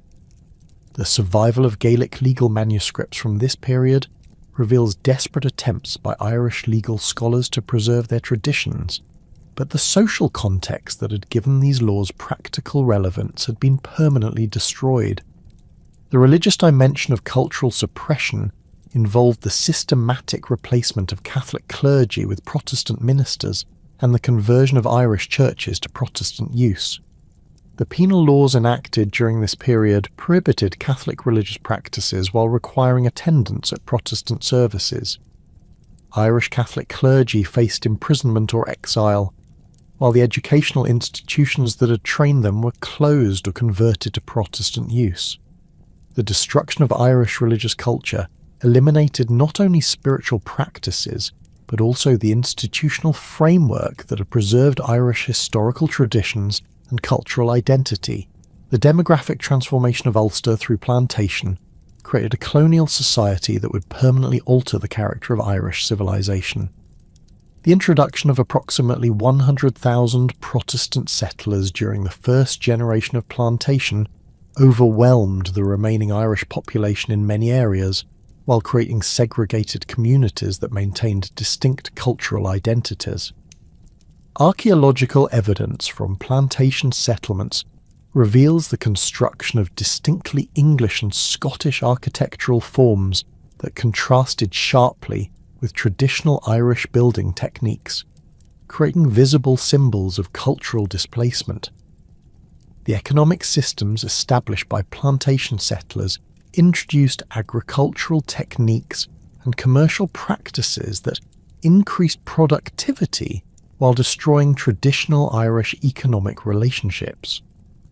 The replacement of cattle-based pastoral systems with intensive grain cultivation required different labour patterns and social organisations that had no place for traditional Gaelic social hierarchies. The establishment of market towns with Protestant merchants and English legal systems created commercial networks that excluded Irish participation while extracting wealth from Irish territories for the benefit of colonial settlers. The resistance that developed in response to plantation took forms that reflected the desperate circumstances facing dispossessed Irish populations. The wood kern, displaced Irish, who took to banditry and guerrilla warfare, represented a degenerate form of traditional warrior culture that lacked the political leadership and popular support that had characterised earlier resistance movements. Archaeological evidence from remote upland areas reveals temporary camps and weapon caches that suggest organised resistance activities, but these efforts lacked the resources and coordination necessary to challenge the plantation system effectively. The cultural impact of the Tudor conquest and plantation extended far beyond the immediate destruction of Gaelic political institutions. The elimination of traditional Irish lordship, legal systems and educational institutions created a cultural catastrophe from which Gaelic civilization would never fully recover. The sophisticated literary tradition that had flourished during the late medieval period disappeared within a generation, while the oral traditions that had preserved Irish historical memory faced systematic suppression. The transformation of Ireland from a Gaelic cultural homeland into a colonial territory represented one of the most complete cultural conquests in European history, establishing patterns of domination and resistance that would influence Irish society for centuries to come. The systematic destruction of Gaelic political and cultural institutions during the Tudor conquest created conditions that would drive millions of Irish people from their ancestral homeland over the following centuries. The demographic catastrophe that began with the Ulster plantation intensified dramatically during the 1840s when the potato blight triggered the most devastating famine in Irish recorded history. Between 1845 and 1852, approximately 1 million Irish died from starvation and disease, while another 2 million emigrated, fundamentally altering the demographic composition of Ireland, while creating vast Gaelic communities across the Atlantic world. The Great Famine represented not merely a natural disaster, but the culmination of colonial policies that had systematically impoverished the Irish population, while making them dependent on a single crop for survival. The conditions that made the Irish population vulnerable to famine reflected centuries of land confiscation and economic marginalisation. By the early 19th century, most Irish Catholics had been reduced to tenant farmers working tiny plots of poor quality land under lease agreements that provided minimal security and extracted maximum profit for absentee English landlords. The subdivision of holdings to accommodate population growth had created a rural economy where families survived on plots as small as 1 or 2 acres, cultivating potatoes that could produce more calories per acre than any other available crop. Archaeological evidence from pre-famine Irish cottages reveals the primitive living conditions that characterised rural Ireland, with single-room stone dwellings housing extended families alongside their livestock. The potato varieties grown in Ireland during the early 19th century lacked the genetic diversity that might have provided resistance to disease. The Irish lumper, which comprised approximately 1/3 of all potatoes grown in Ireland, proved particularly susceptible to Phytophthora infestans, the fungal pathogen that caused the blight. When the disease first appeared in Irish potato fields during September 1845, it spread with devastating speed across the island's interconnected agricultural regions. Contemporary accounts describe the horror of farmers who discovered their apparently healthy potato crops had turned black and putrid within days, eliminating the food supply that sustained millions of people. The British government's response to the famine reflected both ideological commitment to free market economics and deep-seated prejudices against the Irish population. Prime Minister Robert Peel's initial relief efforts, which included the importation of Indian corn and the establishment of public works projects, provided limited assistance but were discontinued when Lord John Russell's Liberal government took power in 1846. Russell's administration, influenced by Treasury official Charles Trevelyan, viewed the famine as divine punishment for Irish moral failings and an opportunity to modernise Irish agriculture through the elimination of surplus population. The government's refusal to prohibit food exports from Ireland while millions starved demonstrated the colonial relationship that subordinated Irish welfare to British economic interests. The workhouse system established under the Irish Poor Law of 1838 became a mechanism of social control during the famine rather than effective relief for the starving population. These institutions, designed according to utilitarian principles that made relief as unpleasant as possible to discourage dependence, require the destitute to abandon their homes and separate from their families in exchange for minimal food and shelter. Archaeological excavation at former workhouse sites has revealed the overcrowded and unsanitary conditions that prevailed during the famine years, with mass graves containing hundreds of bodies buried without coffins or proper funeral rites. The Skibbereen Workhouse in County Cork, which housed over 10,000 people in facilities designed for 800, exemplified the system's complete breakdown under famine conditions. The emigration that began as a desperate flight from starvation evolved into organised population movements that established permanent Irish communities throughout the English-speaking world. The coffin ships that carried Irish emigrants across the Atlantic earned their grim nickname from the appalling mortality rates that characterised these voyages. Vessels designed to carry cargo were hastily converted to transport human passengers with minimal provisions for sanitation, fresh water, or adequate food supplies. Ship manifests from the period reveal mortality rates exceeding 20% on some voyages, with typhus and dysentery spreading rapidly through overcrowded holds where families were confined for weeks without adequate ventilation or medical care. The port of New York became the primary destination for Irish emigrants, with Castle Garden and later Ellis Island processing hundreds of thousands of arrivals who carried little more than the clothes they wore. The Irish neighbourhoods that developed in Lower Manhattan, particularly the Five Points district, became notorious for their poverty, overcrowding and social problems that reflected the desperate circumstances of recent arrivals. Archaeological investigation of 19th century Irish tenements has revealed the material conditions of immigrant life, with multiple families sharing single rooms and evidence of malnutrition and disease that persisted long after arrival in America. The Irish who survived the Atlantic crossing faced discrimination from established American populations, who viewed them as racially inferior and religiously suspect. The development of Irish-American political organisations provided mechanisms for collective advancement while maintaining connections to the homeland. Tammany Hall in New York became the most powerful Irish-American political machine, using patronage and electoral mobilisation to secure political influence for Irish immigrants while providing essential services that government agencies failed to deliver. The success of Irish politicians like Honest John Kelly and Richard Croker demonstrated the potential for political organisation to overcome ethnic discrimination, though their methods often involve corruption and violence that reinforce negative stereotypes about Irish character. The political networks established by Irish Americans would later provide crucial support for Irish independence movements, with organisations like Clan na Gael raising funds and purchasing weapons for Republican activities in Ireland.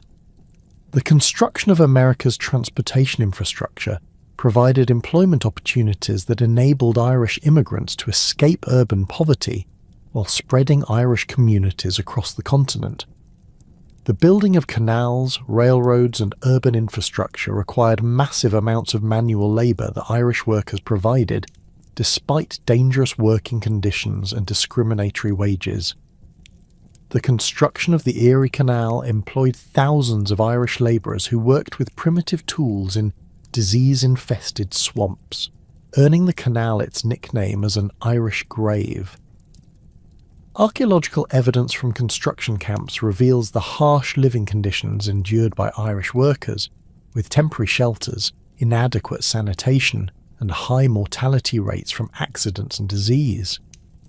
The California gold rush of 1849 attracted thousands of Irish emigrants who sought opportunities unavailable in eastern cities.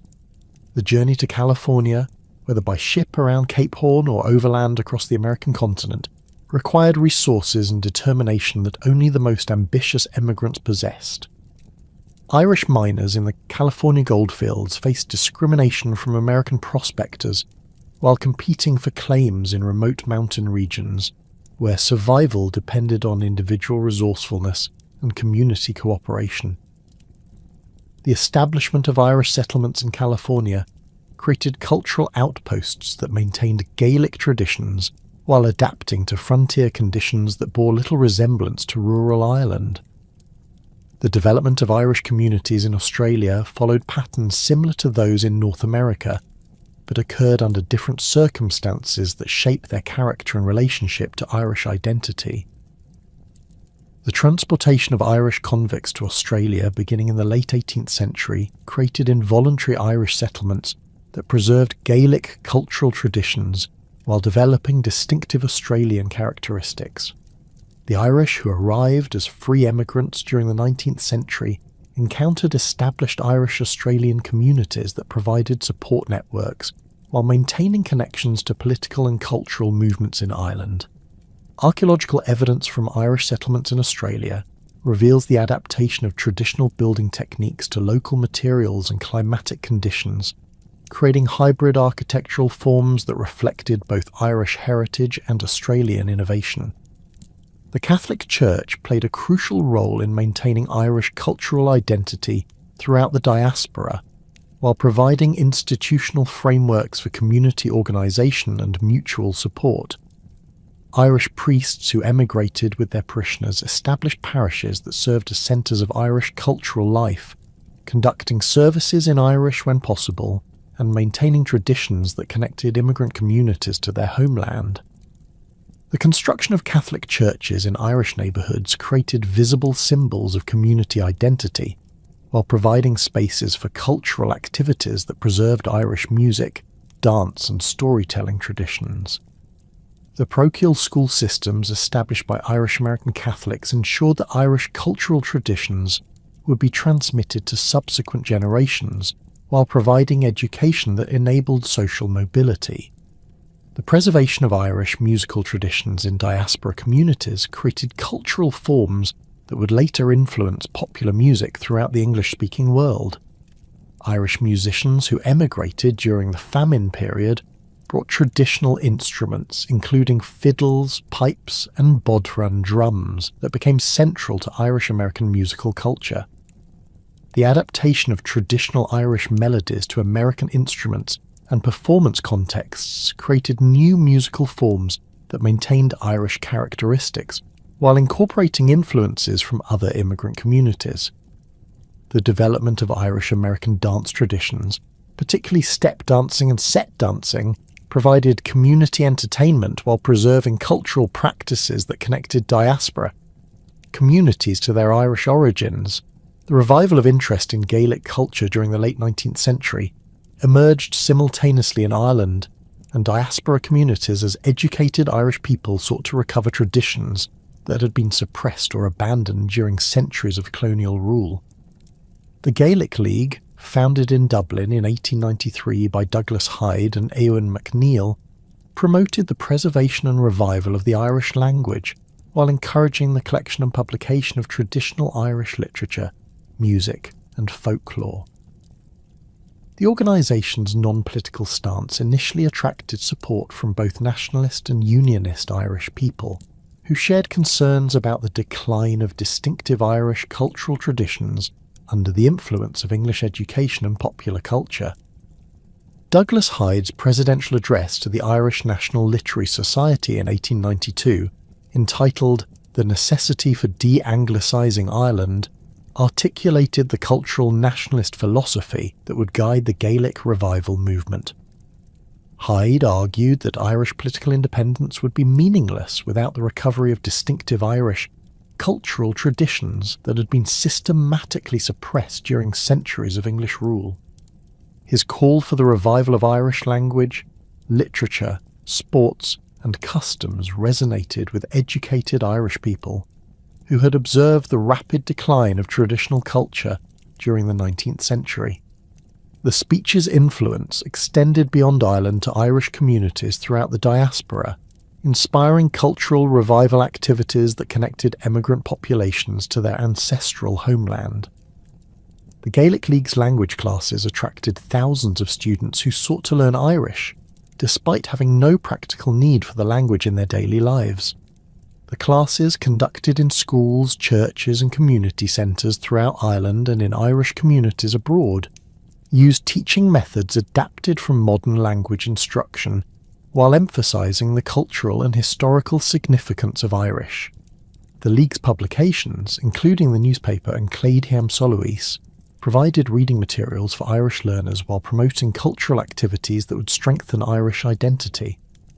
Archaeological evidence from Gaelic League meeting places reveals the grassroots nature of the language revival, with simple facilities in rural areas attracting participants from surrounding communities who gathered to learn their ancestral language. The collection and publication of Irish folklore during the Gaelic revival preserved oral traditions that might otherwise have been lost as traditional Irish-speaking communities disappeared. Collectors like Jeremiah Curtin and Lady Gregory travelled throughout the Irish-speaking regions recording stories, songs and customs that had been transmitted orally for generations. Their work documented not only entertainment traditions, but also historical memories, legal customs, and religious beliefs that provided insights into pre-conquest Gaelic society. The folklore collections published during this period created literary resources that would influence Irish writers while preserving cultural materials that demonstrated the sophistication of traditional Irish civilization. The Gaelic Athletic Association founded in 1884 by Michael Cusack and Maurice Davin, promoted traditional Irish sports as alternatives to English games that had become popular in Irish schools and communities. The organisation's emphasis on hurling, Gaelic football, and other distinctively Irish sports provided recreational activities that reinforced Irish cultural identity while creating competitive frameworks that attracted participants throughout Ireland and the diaspora. The GAA's ban on members participating in foreign sports reflected the cultural nationalist belief that Irish people should reject English cultural influences in favour of authentic Irish traditions. Archaeological investigation of early GAA grounds reveals the community effort required to create playing fields and facilities that could accommodate traditional Irish sports. The Highland Land League in Scotland emerged during the 1880s as a political movement that combined demands for land reform with assertions of Highland cultural identity. The organisation's campaigns against landlord abuses drew inspiration from the Irish Land War, while addressing specifically Scottish concerns about the clearances that had depopulated Highland communities during the 18th and 19th centuries. The Crofters Act of 1886, which secured tenant rights and established the Crofters Commission, represented a significant victory for Highland political organisation while providing legal protections that enabled the survival of Gaelic-speaking communities in the Scottish Highlands and Islands. The cultural dimensions of Highland political activism included efforts to preserve and revive Scottish Gaelic language and traditions that had been suppressed following the Battle of Culloden in 1746. The establishment of An Cumann Gaid Hairlach in 1891 provided institutional support for Gaelic cultural activities, including the national mod competitions that celebrated Highland music, poetry and dance. These cultural festivals attracted participants from throughout the Scottish Highlands and from Scottish communities in Canada and Australia, creating networks of cultural exchange that maintained Highland identity across vast geographical distances. The revival of interest in Highland dress, music and customs during this period reflected both romantic nostalgia and genuine efforts to preserve traditions that remained vital parts of Highland community life. The political dimensions of cultural revival became increasingly evident as the Gaelic League and similar organisations attracted members who viewed cultural nationalism as preparation for political independence. The League's insistence on non-political status became difficult to maintain as its activities inevitably challenged the colonial relationship that subordinated Irish culture to English authority. The organisation's promotion of Irish language education, for example, directly contradicted government policies that required English-only instruction in Irish schools. The League's cultural festivals and competitions created spaces where Irish identity could be celebrated and reinforced, providing alternatives to the anglicised popular culture that dominated Irish urban areas. The Easter Rising of 1916 demonstrated the connection between cultural revival and political nationalism, with several Gaelic League leaders participating in the rebellion that proclaimed Irish independence. Patrick Pearse, who had been a prominent figure in the Irish language movement, commanded the rebel forces at the General Post Office while Eamon de Valera, another League member, led the garrison at Boland's Mill. The proclamation of the Irish Republic, read by Pearse on the steps of the GPO, was written in both Irish and English, symbolising the cultural nationalist belief that political independence required the recovery of distinctive Irish traditions. The execution of the Rising's leaders by British authorities transformed them into martyrs for both political and cultural nationalism, inspiring subsequent generations of Irish activists.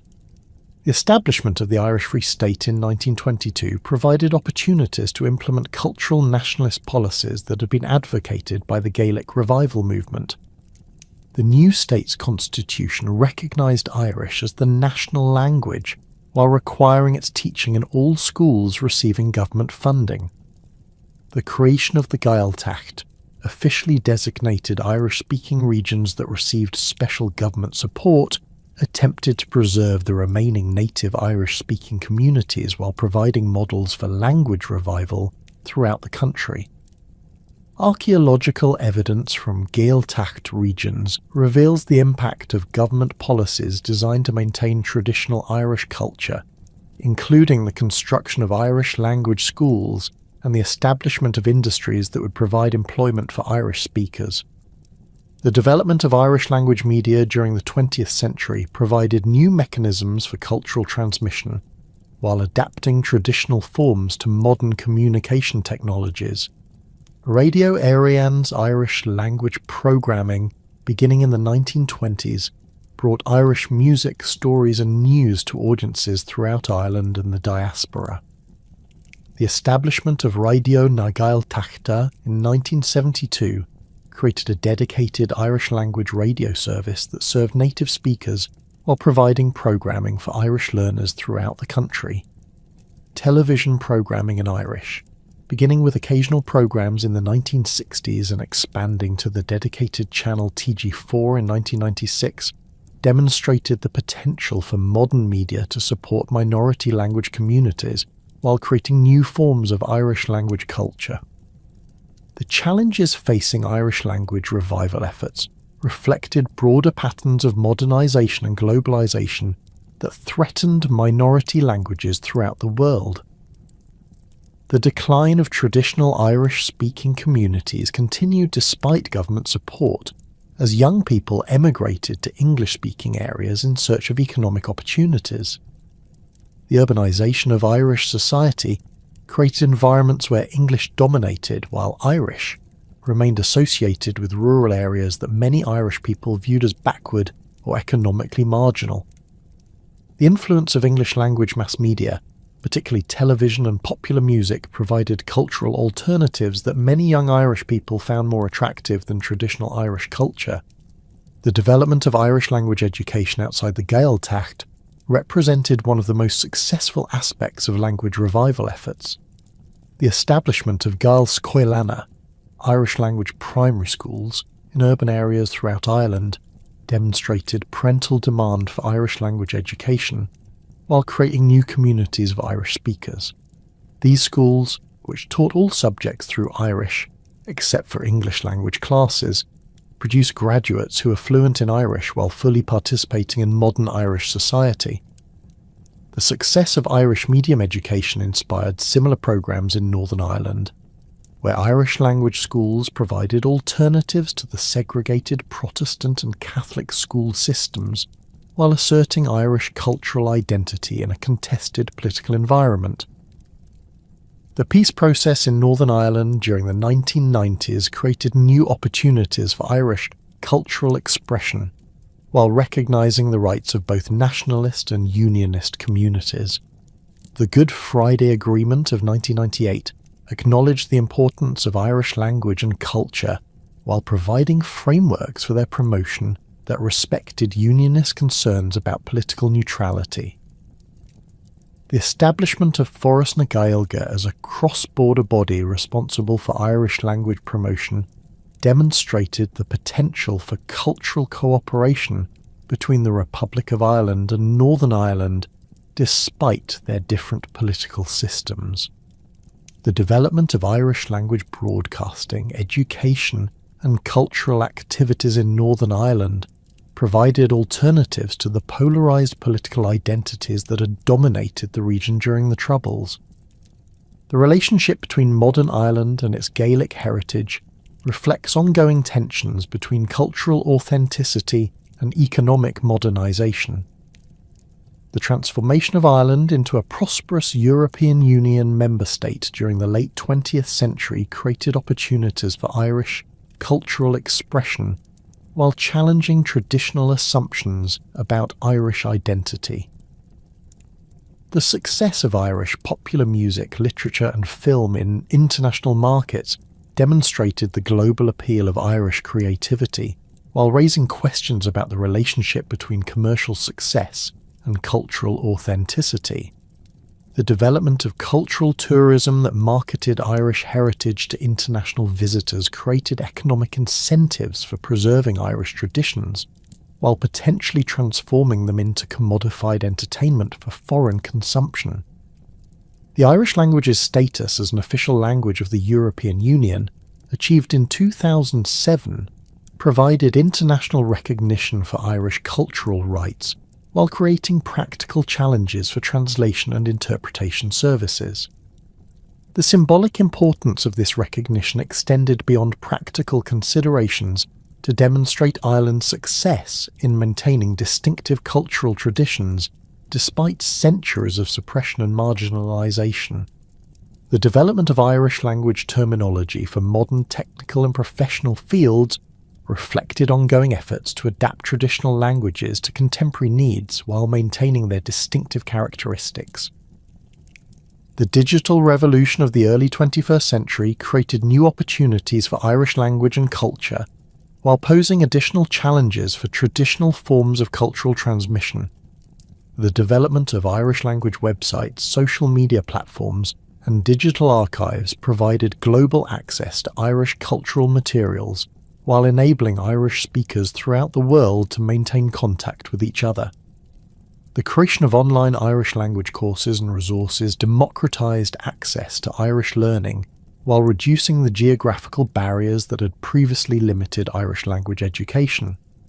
However, the dominance of English in digital communications created additional pressure on minority languages, while the rapid pace of technological change challenged traditional approaches to language planning and cultural preservation. The contemporary challenges facing Gaelic culture in both Ireland and Scotland reflect broader global patterns of cultural homogenisation and minority language endangerment. Despite government support and cultural revival efforts, the number of native Irish and Scottish Gaelic speakers continues to decline as traditional communities face economic pressures and cultural competition from English language media and education. The success of Irish and Scottish cultural expression in international contexts, including music, literature and film, demonstrates the continued vitality of Gaelic creativity, while raising questions about the relationship between cultural heritage and contemporary identity. The story of the Gaels, from their origins in prehistoric Europe through their contemporary struggles to maintain cultural distinctiveness in a globalized world, represents one of the most remarkable examples of cultural persistence and adaptation in human history. Despite conquest, colonization, famine, and emigration, Gaelic communities have maintained connections to their ancestral traditions, while creating new forms of cultural expression that reflect their experiences in diverse geographical and political contexts. The survival of Irish and Scottish Gaelic languages, the persistence of traditional music and storytelling, and the continued identification of millions of people throughout the world with their Gaelic heritage testify to the enduring power of cultural identity to transcend political boundaries and historical catastrophes. The future of Gaelic culture depends on the ability of contemporary communities to balance preservation of traditional forms with adaptation to modern circumstances. The success of Irish language education, the vitality of traditional music scenes, and the continued production of literature and media in Irish and Scottish Gaelic provide reasons for optimism about cultural survival. However, the ongoing challenges of globalization, urbanization, and economic change require continued innovation in approaches to cultural transmission and community building. The experience of the Gaels over more than 2 millennia demonstrates both the fragility and resilience of human cultures, offering lessons about the importance of community solidarity, cultural creativity and political organization in maintaining distinctive identities in the face of overwhelming pressures for conformity and assimilation.